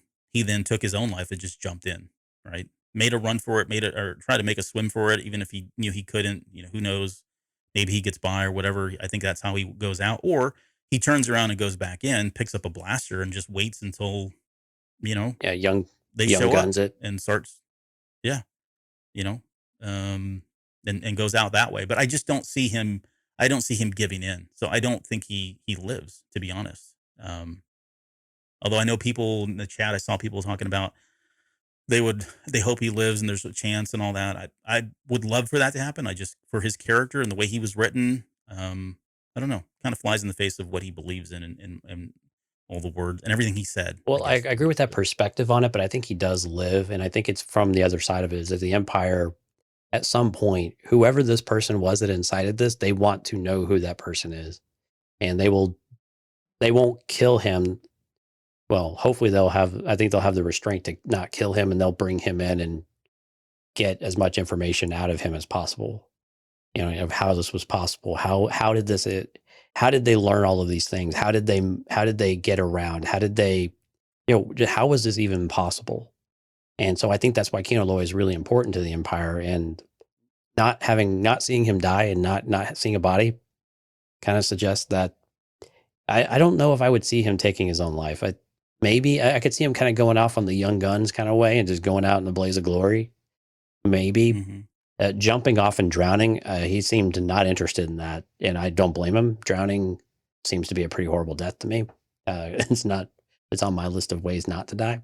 But I think the Empire spares him because I think they want to know what the heck happened here and what to do about it. And if he's last man standing on this bridge, then they don't necessarily need to kill him if they've got 5, 6, a dozen or more guards up there, and they've got him cornered.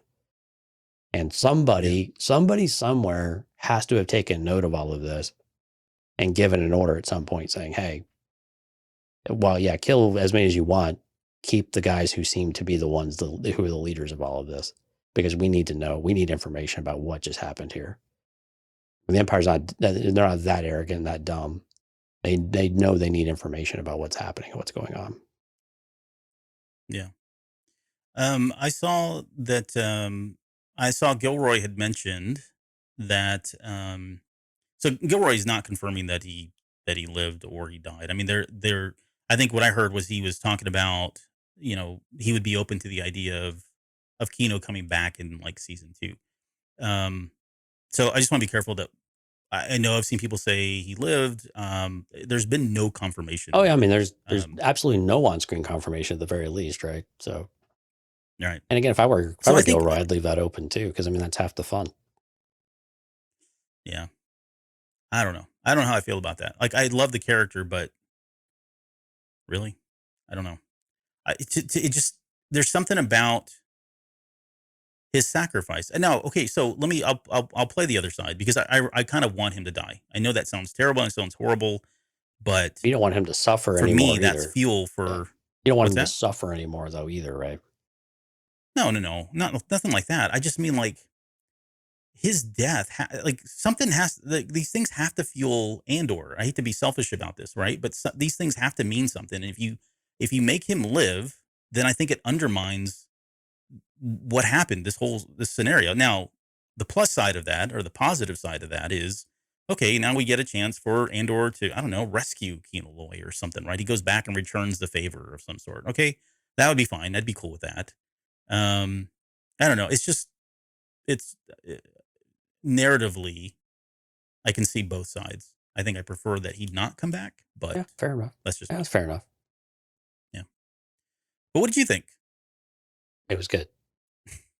It's good. That shot. Yeah, we kind of talked about a lot of it throughout. I mean, again, the whole scene was just absolutely perfect. I mean, like you said, the overarching monologue while the activity is going on, you see everyone pulling in the same direction. I mean, it was just really powerful. And again, where it culminated was heartbreaking. It was just absolutely heartbreaking, and seeing his own heartbreaking. I think that was the hardest of all, of saying this is the end of the line. Like, there's nowhere else to go. I mean, that's the really hard part. But I think that's the fun part too of all of this, and the debate that we're having now of whether he lives or dies. I think that's what makes it fun. I mean, because there's good arguments on both sides of why he would live or why he would die. And it's a matter of what direction we take. But when you look at the character in that moment, I don't know that he knows what to do either, because he's terrified. He's disappointed. He's scared. He's, his chances feel spent, so what's that next choice that he has? And did he get to make the choice, or did they stun him, before he could get off? And again, we're not giving any of that type of information, of course, but yeah. And I don't think we will. Like, I think if he shows up, he just shows up in season 2. They're not going to give us the background. Yeah, and I think it would be that we're done with this. Yeah, story. I mean, it would be something. It wouldn't be. It would be definitely Star Wars to not come back to that character at all and just let it hang. What happened to Snoke Kino Loy, and where did he actually go? Stop. Did he survive? Did he become something else? Like Snoke, yes. I see what you're doing. Knock it off. This is not that. No, we need to move on, but this is really where it comes down to. I was just thinking, like, where have I had this conversation before? It's that whole freaking Larry Kasdan and George Lucas conversation they had when they were writing Empire Strikes Back, and whether who lives and who dies. That's really what it comes down to. Like, Larry's position was that there needs to be loss, and you have to have people that die. And Lucas was like, no, people need to live. They need to have a happy ending. And I can see both sides. But for somebody like Kino Loy, he's not the Cassian Andor. He's not like the Luke and the Leias and all that stuff. At some point, yeah, they're going to pass, but you need them to go on. They have to champion the cause. And somebody like Kino, for me, is one of those characters that does have to sacrifice so that all of this stuff means even more to the characters and more to us later down the road. That's my and I absolutely agree with that perspective too, because with Andor, it has to mean something there, and he has to experience that loss. He has to experience those choices that sometimes he gets to make and sometimes he doesn't get to make. And he has to see both sides of it, and he has to understand this is why you fight the fight. But I think it's also what ends up jading him over time too, and what you would think of it more like a callus on your hand if you play an instrument or something, right? You just do it enough and you're not immune to it. Right. But the effects they're dulled over time, and you start to get a little harder. Right. And then, so I think we have to see these types of moments. We have to have that loss for Andor. He can't have all of his BFFs around him all the time. And I mean, you and I think we were on the same page. I think we thought Kino Loy was as good as dead anyway. It would have made a lot of sense for all of those reasons for him not to survive this in more of an on-screen death as well, right? And I was very much prepared for that to be the case, because that would be very powerful, right? I mean, it'd be a bit cliche, but it would be very powerful, because giving your life to save everyone around you for all the reasons, right? And again, it helps Andor in that moment, especially if he's tackled as something happens to Kino. I mean, again, very cliche, but very powerful, right? Right. Yeah, because he could have. I mean, he could have got Melshi and said, "Hey, let's all jump 3 of us, and together we pull him across." With Thelma and Louise, I'm gonna make all the references tonight to like every other movie out there. I think I'm up to 3. But yeah, that's why he got pushed off, because that was weird. Really that was weird that someone tackled him off. Who actually was it? It was a named character that tackled Andor and pushed him off. I didn't see that. No, I didn't. I don't think so. I think it was just some schmutz or putz who didn't have his glasses or whatever. Right. Who knows? Yeah, the point is it prevented him, like you said, it prevents him from saving him. It's out of his hands at that point. Okay, let's move on to, oh, by the way, that last shot as they're pulling away and you get that final view of all of the prisoners leaving in every one of the directions of that. Yeah, what was that channeling? Like that seemed like a familiar shot, but I could not. And maybe it's just a classic kind of shot of ships. When something's going on in the middle, but you see ships escaping or whatever, and it's kind of scattering. I don't know. It just seemed very familiar. Yeah, I don't know. Maybe somebody in the chat knows. Okay, let's move over now to Coruscant, and I mean, then they showed Lonnie Young walking. I thought, oh my goodness, he's a double agent kind of guy. He's Fulcrum. I love the setup, like everything he had to do in order just to talk to him, right? And then going down to, my God, like what level is he at that he went down that far? Well, and we're almost in the innards of Coruscant. And it was jerking every which way, so he had no idea where he was going either. Oh yeah, for sure. But really cool. I mean, that aside, like just getting to see all that in live action, because we've seen it in Clone Wars, and we never saw it in Rebels. But we saw it in Clone Wars quite a bit, like especially towards the later seasons, right? I'm thinking of like the Ventress episodes where she's kind of hiding down there in the shadows, kind of thing. So it was all similar. We've seen it before through animation, but seeing it live was really kind of cool. Before we get into it, was your faith restored that there were no handrails? Oh yeah. Yeah, it was like I had the same anxiety as I did in that one Mandalorian scene where him and that heavy, or the Vizsla, Paz Vizsla, were fighting on that walkway with no handrails or whatever, guardrails. Right. Yeah, same kind of experience.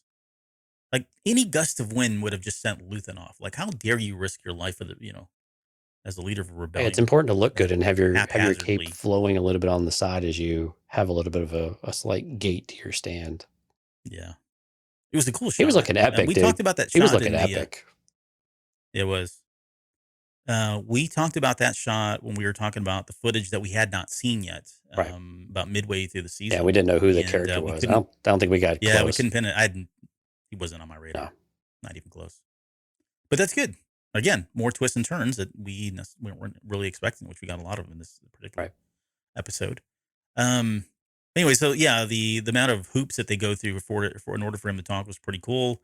He comes across very, it's almost like a mob kind of mentality, right? Once you're in, you can't get out, dude. It's a gang mentality. There's no way out. I'm not letting you out. Well, right? but his argument was there's no way out anyway, because you're screwed any which way you go. Basically, I think was Luthen's point. Now, I think that was Luthen's point.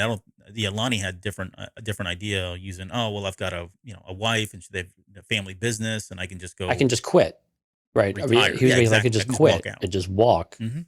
And Luthen, and I wanted your kind of thoughts around this, of whether or not Luthen really did feel like this guy was trapped and that he was just serving his own purposes. I know he said, I'm not going to let you leave, but was he just convincing Lonnie, or was this really the truth? Like, there really isn't, you can't quit the Empire. The Empire quits you, basically, in whatever capacity that ends up being, but you don't leave the Empire. And because you don't leave the Empire, you also can't leave me, because you can't, you're kind of tied to all of us now. And if you leave one or the other, everything falls apart.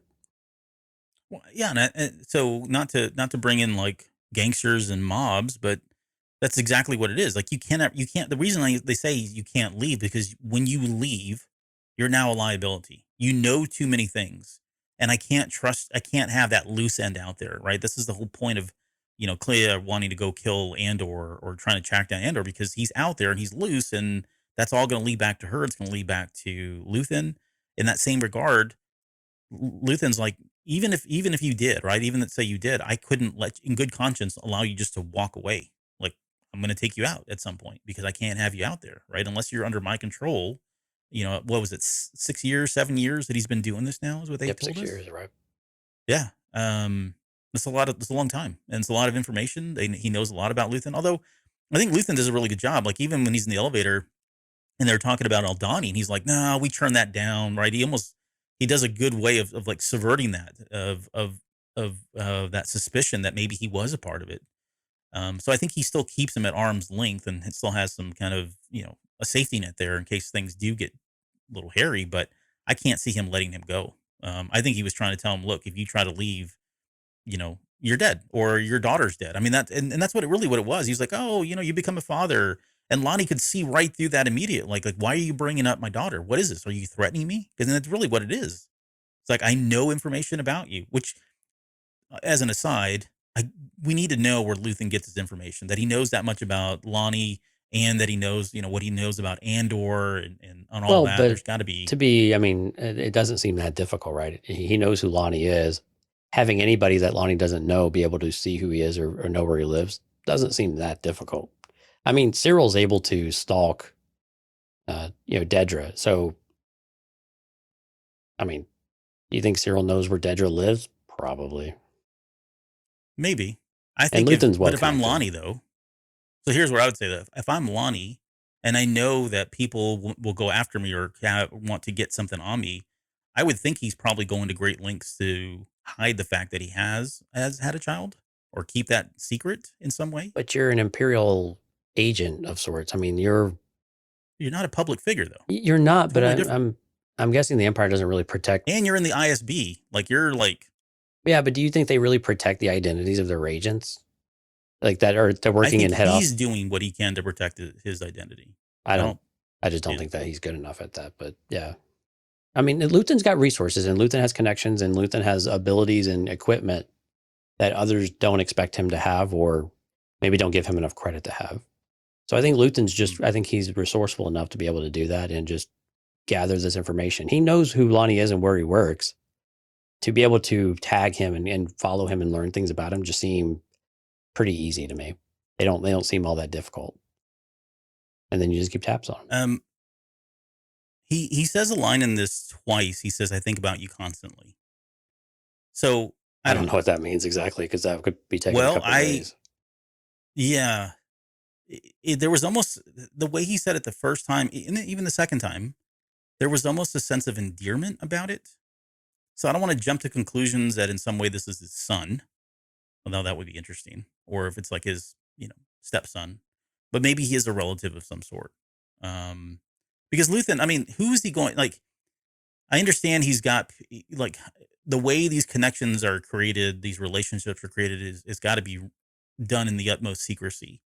But having somebody as like a family member is one way, even if things turned out differently. Maybe he wasn't part of the ISB originally. Maybe he was just, he had some other job and he's worked his way up because of the information that Luthen was giving him.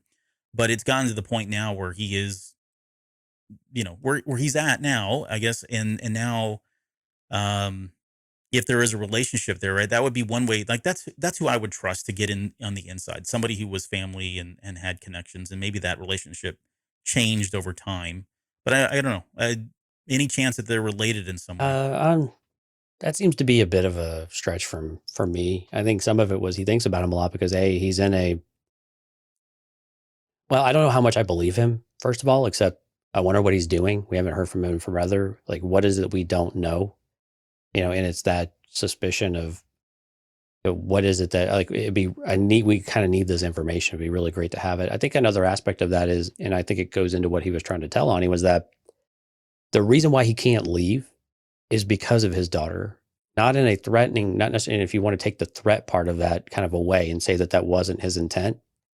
It's the role of your father is to protect your child, to make the world a better place for your kid to be able to grow up and not have this tyranny lingering over them, or to learn that that's how you should live life, because he is in the Empire, and so that weight on him, that what am I teaching my daughter as an agent of the Empire in one of the most powerful bureaus outside of the military? What is that? What example does that show her when I'm also trying to subvert that, and I'm trying to further this cause that I've taken a vow to, but I can't tell her anything about, and that pain and that kind of tearing in that inner, turmoil that you can't be open and honest with the one that you care the most about. Right. And so I think some of that with Luthen is because those are the things that he's already forsaken. And I don't know that he wants, and we hear this in the speech, and which was I think the best speech I think I've ever heard in Star Wars, actually. I think it was better than Kino Loy's. But to not be able to identify that the humanity that Luthen no longer has still exists in Lonnie. And he feels maybe bad about that in some ways, that he's asking Lonnie to forgo some of that stuff, but maybe he gives him enough of a leash to, don't lose all of that. Don't give up all the things I've had to give up. But he thinks about it a lot because that's maybe the person he used to be, or the person those were the things he used to do. And that was his role early on, that he thought he could play both sides and have that dual life and still have something to live for, rather than feeling, in his words, basically, damned to suffer in all of your ill choices, and all of the sacrifices you've had to make, you are stuck with all of the effects of it, knowing that you'll never even get a thank you. So you're saying more, if I could read, if you can make sense of my rambling. Yeah, got it. No, well, I was thinking like, so almost as use me as a cautionary tale, like don't turn into me kind of thing. I don't know about don't turn into me, but I'm thinking about you because I understand the position that you're in, and I don't want that for you, but sorry, I kind of need you to be in that position. Mm-hmm. Okay. Yeah, no, I get what you're saying.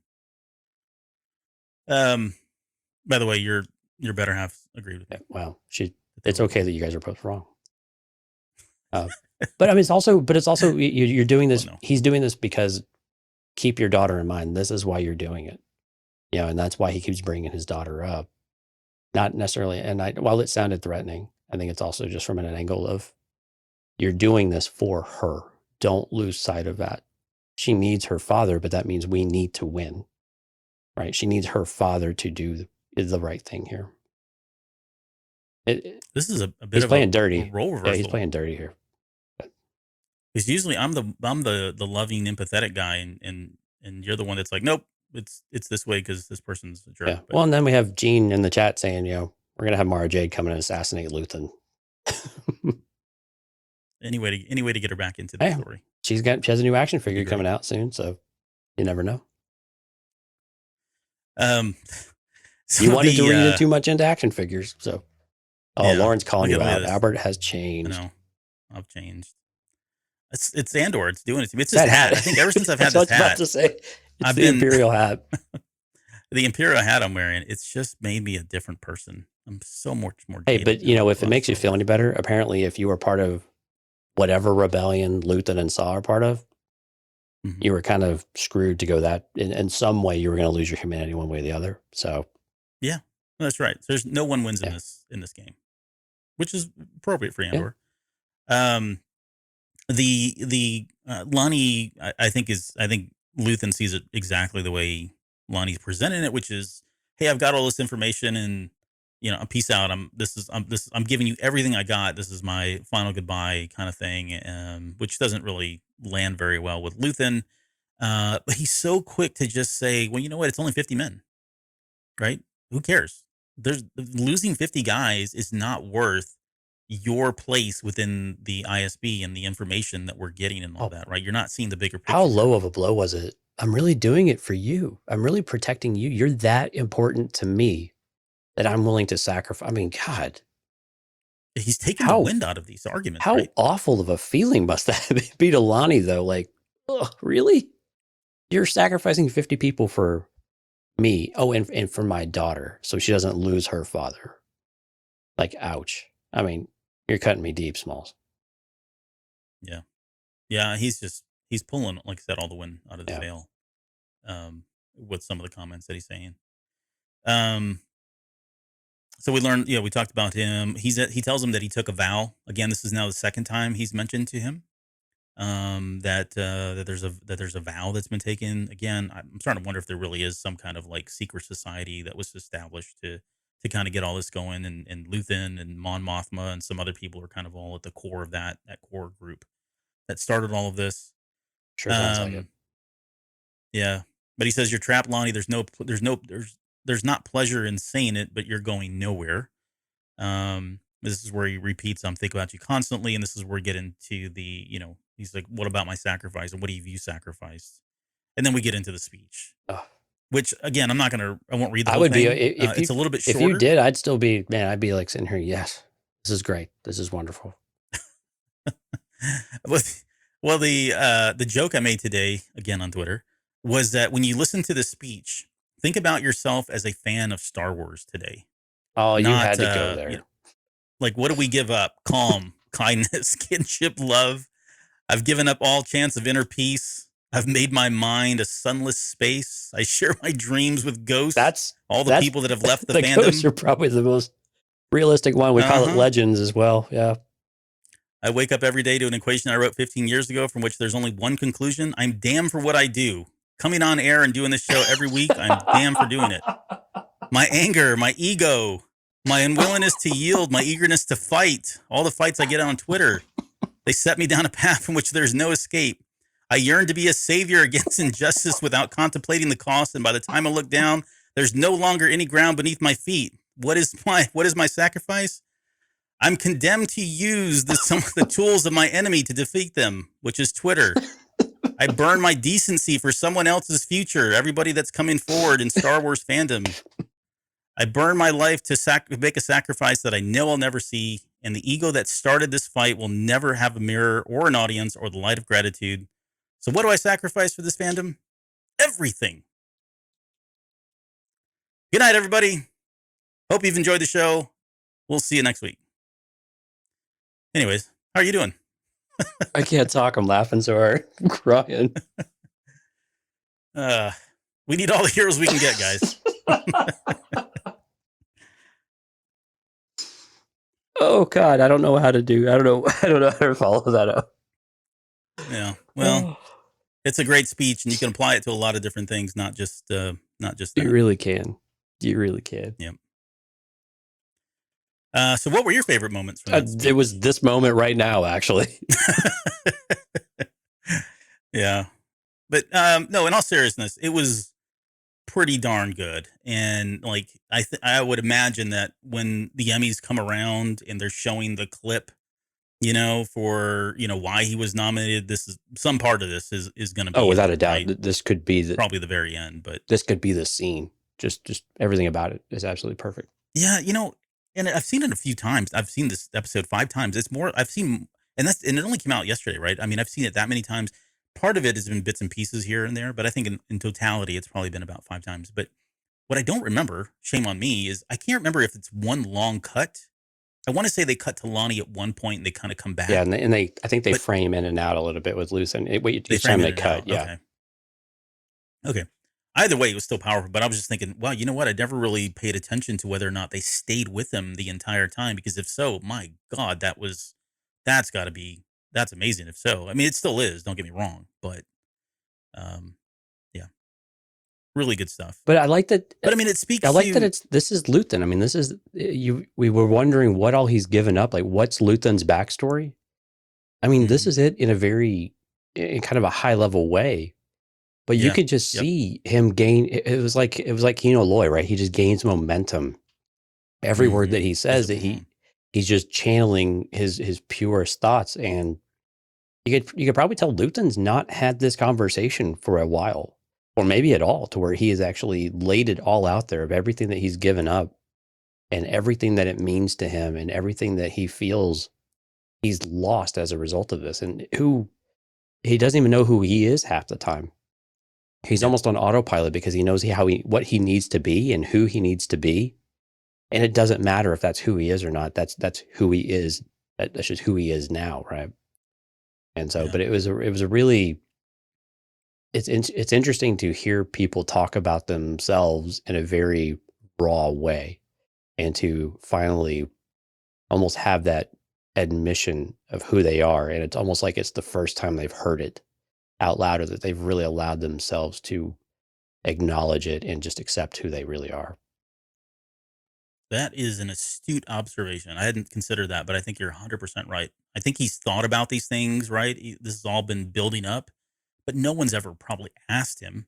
And boy, did Lonnie pick the wrong time to ask, because not only does he get this amazing speech delivered to him, but then Luthen just like pushes a button, closes the door, and like sends him on his way. Like, get out of here. Like, and then he's just got to think about this on the ride back up. He Star Wars mic dropped him with a click of a button and with the click of a button. Get out of here, kid. But yeah, no, you're right. Like and this is indicative. Like, this same thing is, you think of Leia, right, and all the sacrifices that she makes, and Bail Organa, and anybody that's really part of the rebellion. Mm-hmm. I mean, this applies to them in a lot of different ways. Even up until we get to like Rebels and some of those characters as well. Like, what all have they been given, and what have they sacrificed for this rebellion? And to take it back to Mon Mothma, about where you see where she is at in that journey compared to Luthen, and while they may have started off at the same point, you can see just that the different trajectory and the different paths. And we knew that already, but now we just see the severity of it. And we see that lack of that willingness to let go of your conscience and to sacrifice that part of you. It's another loss that he's had, right? He doesn't name it maybe specifically, but his ability to make the decisions that's right for him, or right for the rebellion further down.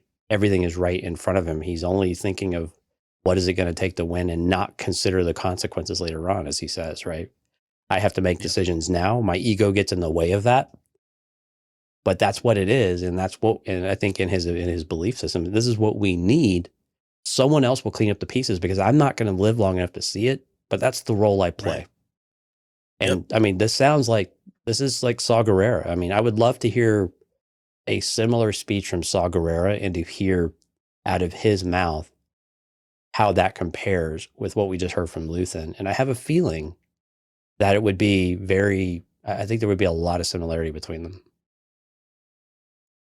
And I wonder how much of this is maybe not directly, but indirect foreshadowing of what Andor will become. Because by the time we get to Rogue One, you could argue this is all him.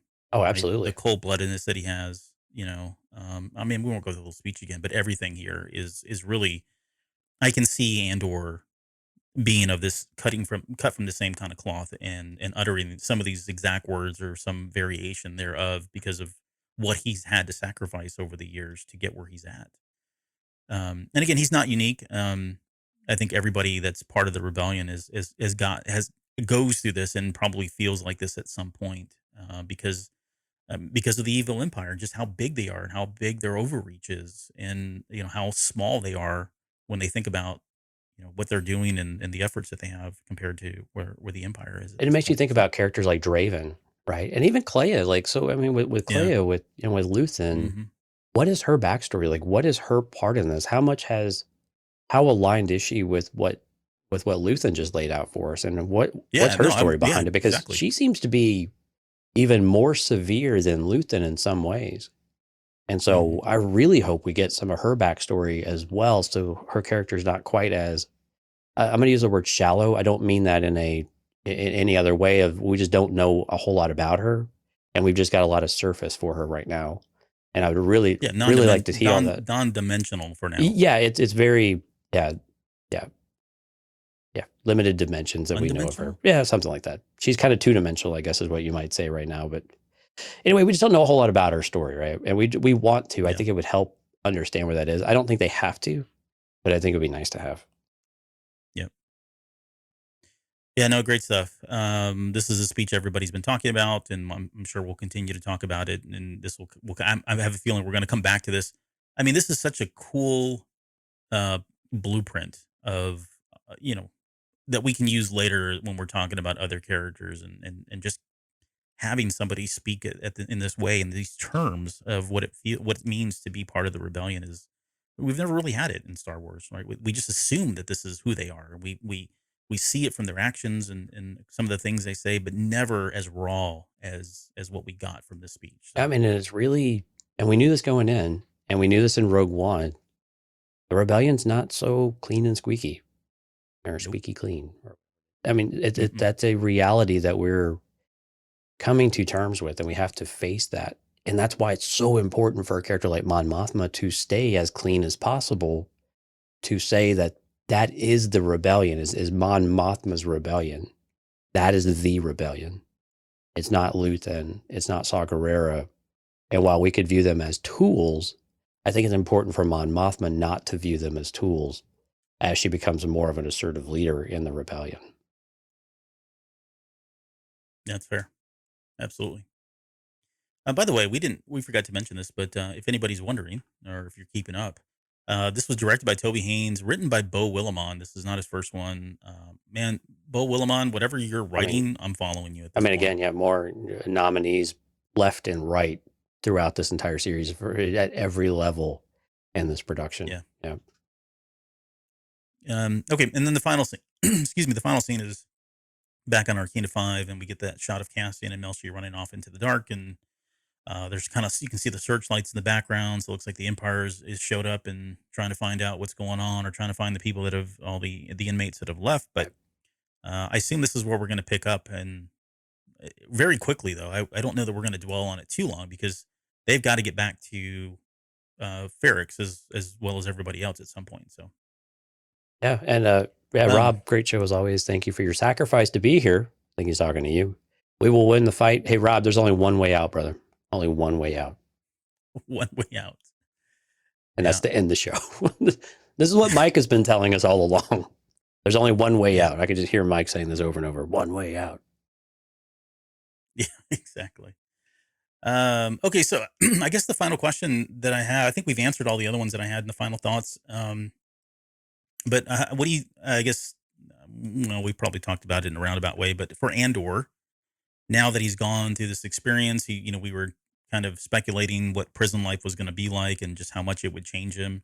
I think it's done quite a bit. Even if it only was 34 days, I think it opened his eyes to, the Empire's bad, but they really are evil. And that's a big change, a big difference. But I still feel like it doesn't hit home enough. I know he's been through prison. I'm not undermining that in any way, but it just feels like there's got to be something more that's going to push him really over the edge, push him into this Luthen mentality, or at least get him on that path. And it's probably one kind of catalyst effort, but then you take that along with the prison time, maybe the manifesto that hasn't really turned into anything, the sacrifices on Ferrix, and whatever else is going to come here soon. I think all of this is going to lead us right into season 2, where he becomes this budding rebel, under Luthen's tutelage, or maybe it's Mon Mothma. I don't know just yet, but we can speculate on that too. But I think we've done enough of that. But what do you think? Yeah, he's definitely, I think he's in that corner that he's rounding, and I'm with you. I think there's still more that Andor has to experience before he's all the way there. But I think you're right. I think he's not only seen how evil they are once you're captured in the system, but how easy it is to get you into the system, and how everyone is at risk. The way that he was captured in the first place was just so dumb, in his opinion, right? This makes no sense. I'm just a tourist. I was just going to the store, and I was in the wrong place at the wrong time. And that was it, right? I think what the final straw is going to be, if I were to speculate, we have it seems pretty certain that Marva is going to die. I think she's going to be killed. And I think she's going to get in the crossfire we know that she's doing activities, right? We know that she's now a rebel. She is self-declaimed, proclaimed herself a rebel, and she's doing stuff on the sly. At least she was at one point, doing things at night, doing what she can, because now she has a cause she can believe in, and there's hope. She's going to get caught, and something is going to happen, and they're going to make an example of her. And I'm curious if it happens with Andor not there, to where the guilt gets to him, or if it happens in front of him when he gets there, and it really sets him off that off that edge, and that's where he really goes hook, line, and sinker. And again, I think that takes him down more of this. I won't call it an extreme path, but there's more Luthen / Saw way of doing things where we have to fight fire with fire, eye for an eye. There's no one way out. Yeah, there's only one way out, basically, right? Yeah, I mean, this is going to be the cry for a long time, I think, because it just makes sense. When you've lost all hope and your back's against the wall, there's only one way out, and it's forward. And that's what Luthen has been saying in his speech as well. Mm-hmm. But yeah, so I think that's going to be that corner. I think he still has that. He still has to round. He still has to have something else, and I think it's going to be dear old mom. Yeah, I mean, they could be setting us up for everybody's expecting that, and they pull something on us. That would be kind of cool. I wouldn't put it past the writers at this point to do something like that. But the more obvious one for me is that Marva dies. I think it's powerful both ways. Either she just, him learning about it and not being there and having some time pass and feeling helpless, like he couldn't do anything about it. That's powerful in itself. But if he is privy to it and has witnessed it and still feels unempowered to do anything about it, and especially if it's, heartless or to set an example, that's going to hit hard really quick for him. So I hate to say she's the obvious choice, but it could be somebody like Bix too. I mean, maybe that's enough for him. Yeah, but I think Marva, they've kind of, the writing's on the wall, right? Yeah, the health problems and all of that. Health problem, losing her mom. Yeah, and again, her getting killed is probably a bit of a stretch. I mean, it's probably, but again, she has to die doing something that Andor can relate to and really shake him to his core, and not just be about losing his mother, but losing, or mother figure, I guess, technically, but it's also more than that, is that she died doing something that she felt strongly about and was making a difference, but it ended up not making a difference. But he was willing enough, he's willing to pick up that fight and do something about it, even though the odds are stacked against him, because of what he's seen. It all comes together. It's the sum of all of these experiences that's going to do it. So Nemik's perspectives, Nemik's manifestos, all of the things that he's witnessed and experienced directly and indirectly, all of those make up the person. It's not just one event that switches you over. And I think that's what makes this series so great, is that it's taking the time to really set all of these different things up. All of these things make Andor. It's not just, like a Luke Skywalker thing. Well, my aunt and uncle were killed, so now I have no strings attached. I can go and fight the Empire, type of thing, right? Yeah, he never mourned them. He did too. He looked at them and looked down on the ground and looked up and let the wind blow through his hair. Yeah, and he's like, "There's nothing left for me here." I mean, there literally wasn't. They were bones and charred. So I mean, quite literally, there was nothing left. They were dust in the wind at that point. Right. Sorry. But I mean, it's while I get that's hat. kind of the hero. I mean, the condensed hero's journey of sorts. I like that we're taking the long approach here, and these are the things that make this character, and this is what make the character so interesting and so deep and so complex, right? And what makes all of the other characters all the more interesting, because of how they play against each other and how they play one-on-one with one another. Hey, so are you just now liking Twitter? I just got a notification. You're just now liking our. I just saw it. Yeah, I'm always kind of late to that stuff. Hey, no, I do have listening? one other question. Yeah, I've been listening to you. I can like and listen to what you're saying. Okay. I do have one other question that just came up though right now. Okay. And I think it's important. On Twitter? It's not in the script, so I apologize in advance. But we saw the response from the Empire after the events at Aldhani. Arguably, this is like another level, maybe, right? I mean, this is the worst. Their worst fears coming true. Do you think they're gonna? And this is exactly what Luthen. Whether he didn't orchestrate this, but this is what Luthen's been talking about. Where we need them to respond in a big way, because they more. Again, not to quote Leia, but the more they tighten their grip, the more systems slip through their fingers, kind of thing.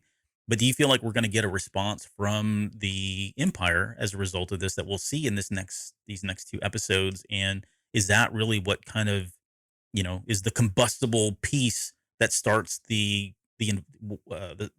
skirmish on Ferrix? We saw something's going on there, right? There's a revolt, and we talked about maybe that's tied to Marva. Something's done there. The people that get behind her and they rally, or is it just something that the Empire does in response to the events here on Narkina 5? It's a really interesting question, because you could see why the Empire would not want anyone to find out about this. And this is something that they want to keep completely under wraps, that they're maximum security prisons. And that's probably not the case of what these are, but these prisons they're fallible in some way, and that the Empire is not as strong. Again, it's about strength, right? And about asserting that strength. And if there's any kind of weakness to that, I don't know that a prison break sends the right message, where they can kind of play the victim card with Aldhani, right? This militant group came and attacked us and stole. It was a robbery, and they're thugs, and we have got to, we're ironing all of this out, so we're increasing security. This is really for your best interest, because this is happening everywhere across. Or we don't want this to happen everywhere. That we can't have this be a problem. But when it happens inside of your prison system, that's a whole something else. Where you have 5,000 prisoners riot and break out and scatter. Now, there's ways that they can approach all of that too. Mass prison break, and then they can swing it and they can spin this, because they're the Empire. They're really good at propaganda. But I don't know is kind of the short answer of it, because I could see where they wouldn't want anybody to find out about this, but it's going to get out in the open. But if you're the Empire, do you want to even acknowledge it? And my guess is probably not. You want to keep this under wraps as much as possible. But everywhere else that they have prisons, they're probably about to just kind of feel the weight of the Empire in a whole new way. But what are your thoughts on that one, though? I'm really curious to hear. Yeah, no, I hadn't considered. Well, again, this was off the cuff, but you make a good counterpoint that why I can see them not like suppressing the intelligence, ensuring this doesn't get out. If for whatever reason people hear about it, then they make up some story that's not real, right? They kind of downplay it in a lot of ways. And look at Lauren's. I'll put Lauren's comment here on the board. And this is kind of speaking to what you're saying. And they probably don't want the details of that prison getting out. Shock floors, slave labor, all of the conditions and everything. And I think that's kind of speaking to what you're getting to as well. Yeah. Like, what if Mothma found out about this, right? Or some other folks in the Senate found out that this is what was happening in the prison systems. Like, I'm sure this has not been sanctioned or authorized by anyone other than the Empire. Not that they need any kind of approval, but I mean, this is slave labor.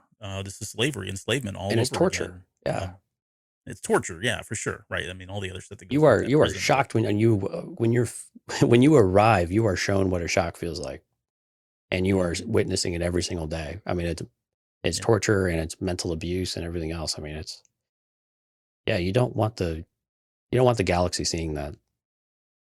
Nope. Yeah, good point, Lauren. Yeah. Well. Yeah, good point. All right, so real quick though, where does this rank? If you were to rank episodes, is this at the top, or is it just still kind of? Well, it's at the top. I mean, yeah, it's at the top for me, because I said it out of the beginning that it was the best damn Star Wars television I've ever seen. Oh, that's right. You did lead with that, so that was an easy one. But yeah, so it tops everything so far up until now. But I mean, even still, I mean, it's this episode, this arc is just phenomenal. And I know we talked about the people that have stuck with the show are just kind of, getting people back on and telling folks that, hey, if you dropped out, you need to come back.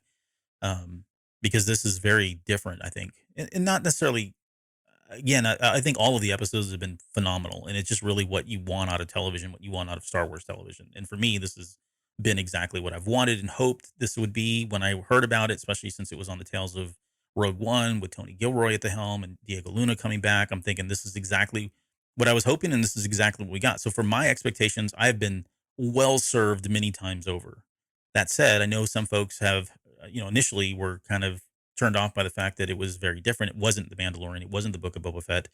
And I think for those folks, I think I would encourage people to come back, because even though this may not still be Mando and Boba, there's some really great stuff that's going on here, especially when we talk about the Empire and how they work and the ISB. I mean, it's just stuff that we've always thought about, maybe read about here or there very lightly, but seeing it firsthand and witnessing it through the eyes of these characters, I mean, it's just really great stuff. I keep telling people, I'm like, because usually the people who are telling me I really liked Rogue One. I'm like, if you liked Rogue One, the way that Rogue One was set up was very, like, this is just taking that and expanding that and blowing it up all around you and getting more of that detail, but that style too. And that deliberate filmmaking process, or that deliberate storytelling process, and taking time and doing things in a very specific way, in a very deliberate way, and taking that time, it's just taking that and expanding it and blowing it into a whole nother level for you. And and it's worth it. And like you said, every person that has gone back and revisited, like, oh my gosh, I had no idea that TV could be this good. And I think the only thing that rivals this episode as far as just a powerful and things like that was like Ahsoka leaving the Order in Clone Wars. That's always been kind of at the top of my list of on-screen emotional moments in Star Wars. It's up there. I mean, we talked about kind of the total profile, right? Music, acting, everything else, all of the things that go into it. And this is right up there. And I'm with you. This is likely my top moment in Star Wars, just period. And I know when we come back and revisit our Patreon episode with some of our listeners and Patreon members, and we look at the second half of the season for favorite moments, it would shock me if two of the three moments were not from this one episode, to be honest with you. Not knowing what we've got left in the last two episodes, of course, but at this point, it's really difficult to know what could beat it, but I'm here for it, though. Yeah. Yeah, it's for sure. It's going to be, how do you top this? And to think that we are going to get that is pretty darn exciting at this point. All right. Well, good stuff, man. Great show, if I do say so myself. You were in top form tonight. I will say that. Thank you for the hardest laugh I've had in quite a while. Yeah. I don't have many moments, but I do have some. I don't think that was the quote, but you were close. Yeah. That's not the quote, but you know what I was talking about. Yeah. Yeah. Anyways, what do you got? You got shout outs? Oh my gosh. Yeah. We had a really lively chat tonight. So thank you everyone for stopping by. Steph, Jonathan, Music Train, Lauren, Sky, Dale, Kathy, Jorge, Rob, Luis Berry, Hard Counter, Eugene, Emotional Evolution. If I missed someone, my sincerest apologies, but we enjoyed all of the comments out there. Thank you for sticking with us through some of the technical difficulties as well. We certainly appreciate that. And you guys are amazing. And once again, a huge thank you to our Patreon members as well. Technical. I'm right here. I can hear you. Oh, I'm sorry. You still here? Oh, man. Wow, that's amazing. Sorry, let's go to Rondo. Okay, let's see. We'll be back in. So we'll have to do a Patreon this weekend. I've got some things coming up here, so we'll talk about that, Jonesy, off the air. Oh wow, you're not going to just commit us to it right away, like usual. Like usual. No, I'm going to let you have a say this time. No, I'm kidding. No, you're not going to have a say. It's fine. We do. It is more of a partnership than we get lead on sometimes. It is a partnership. It is. But yeah, we'll be back in a few days to do that. The Patreon episode, and at some point we are going to get to Tales of the Jedi. And we've got some High Republic stuff that's finally, like, we've been waiting for. By the way, I got my book in finally. Oh yeah, the Convergence book. You get it before I do now. I don't know. I know it used to be. How the tables have turned. I know. Yeah, it used to be. I was always like a week behind you. It seemed like, but yeah. But now you're like 4 or 5 days before me. Yeah. So it's fine. It's okay. I don't mind. But yeah, we'll get to the High Republic stuff, phase 2, because that's it feels like that's just an entirely different plane of existence when it comes to Star Wars, which is cool because it probably should feel that way, but it feels. It is a hard shift though. Like I started listening to the audiobook as I was kind of driving back and forth to work, and I was like, oh my gosh, this is so different. Like, and it feels like you got to start over too, because you're learning new characters and who they are. I'm trying to keep up with the comic book a little bit better too, which is, taking some time to. Oh yeah, the second issue just came out. It's taking a little bit of time to get kind of rolling and stuff, but it's it's a huge shift. It's man. different. It does feel like we're starting over, which makes sense because it's a whole new phase, and we're 150 years even further back. Yeah, and one other thing. So we know that the last episode of Andor is right before U.S. Thanksgiving. So stay tuned for the specifics on when we'll be live for that. I think we're going to try to do that on that Wednesday night here in a couple weeks rather than Thanksgiving Day. But stay tuned, and we'll get that published out there as quickly as we can once we get that firmed up. But so just as a kind of a little further down the road, keep in mind. And before we go, if I wasn't on my game tonight, I definitely was with the credits because I have updated the credits. It includes all of the new people that have joined the Patreon, upgraded, and all of that. So, I'm impressed. Well done, sir. Yep. So with that, we'll see you guys here in just a few days.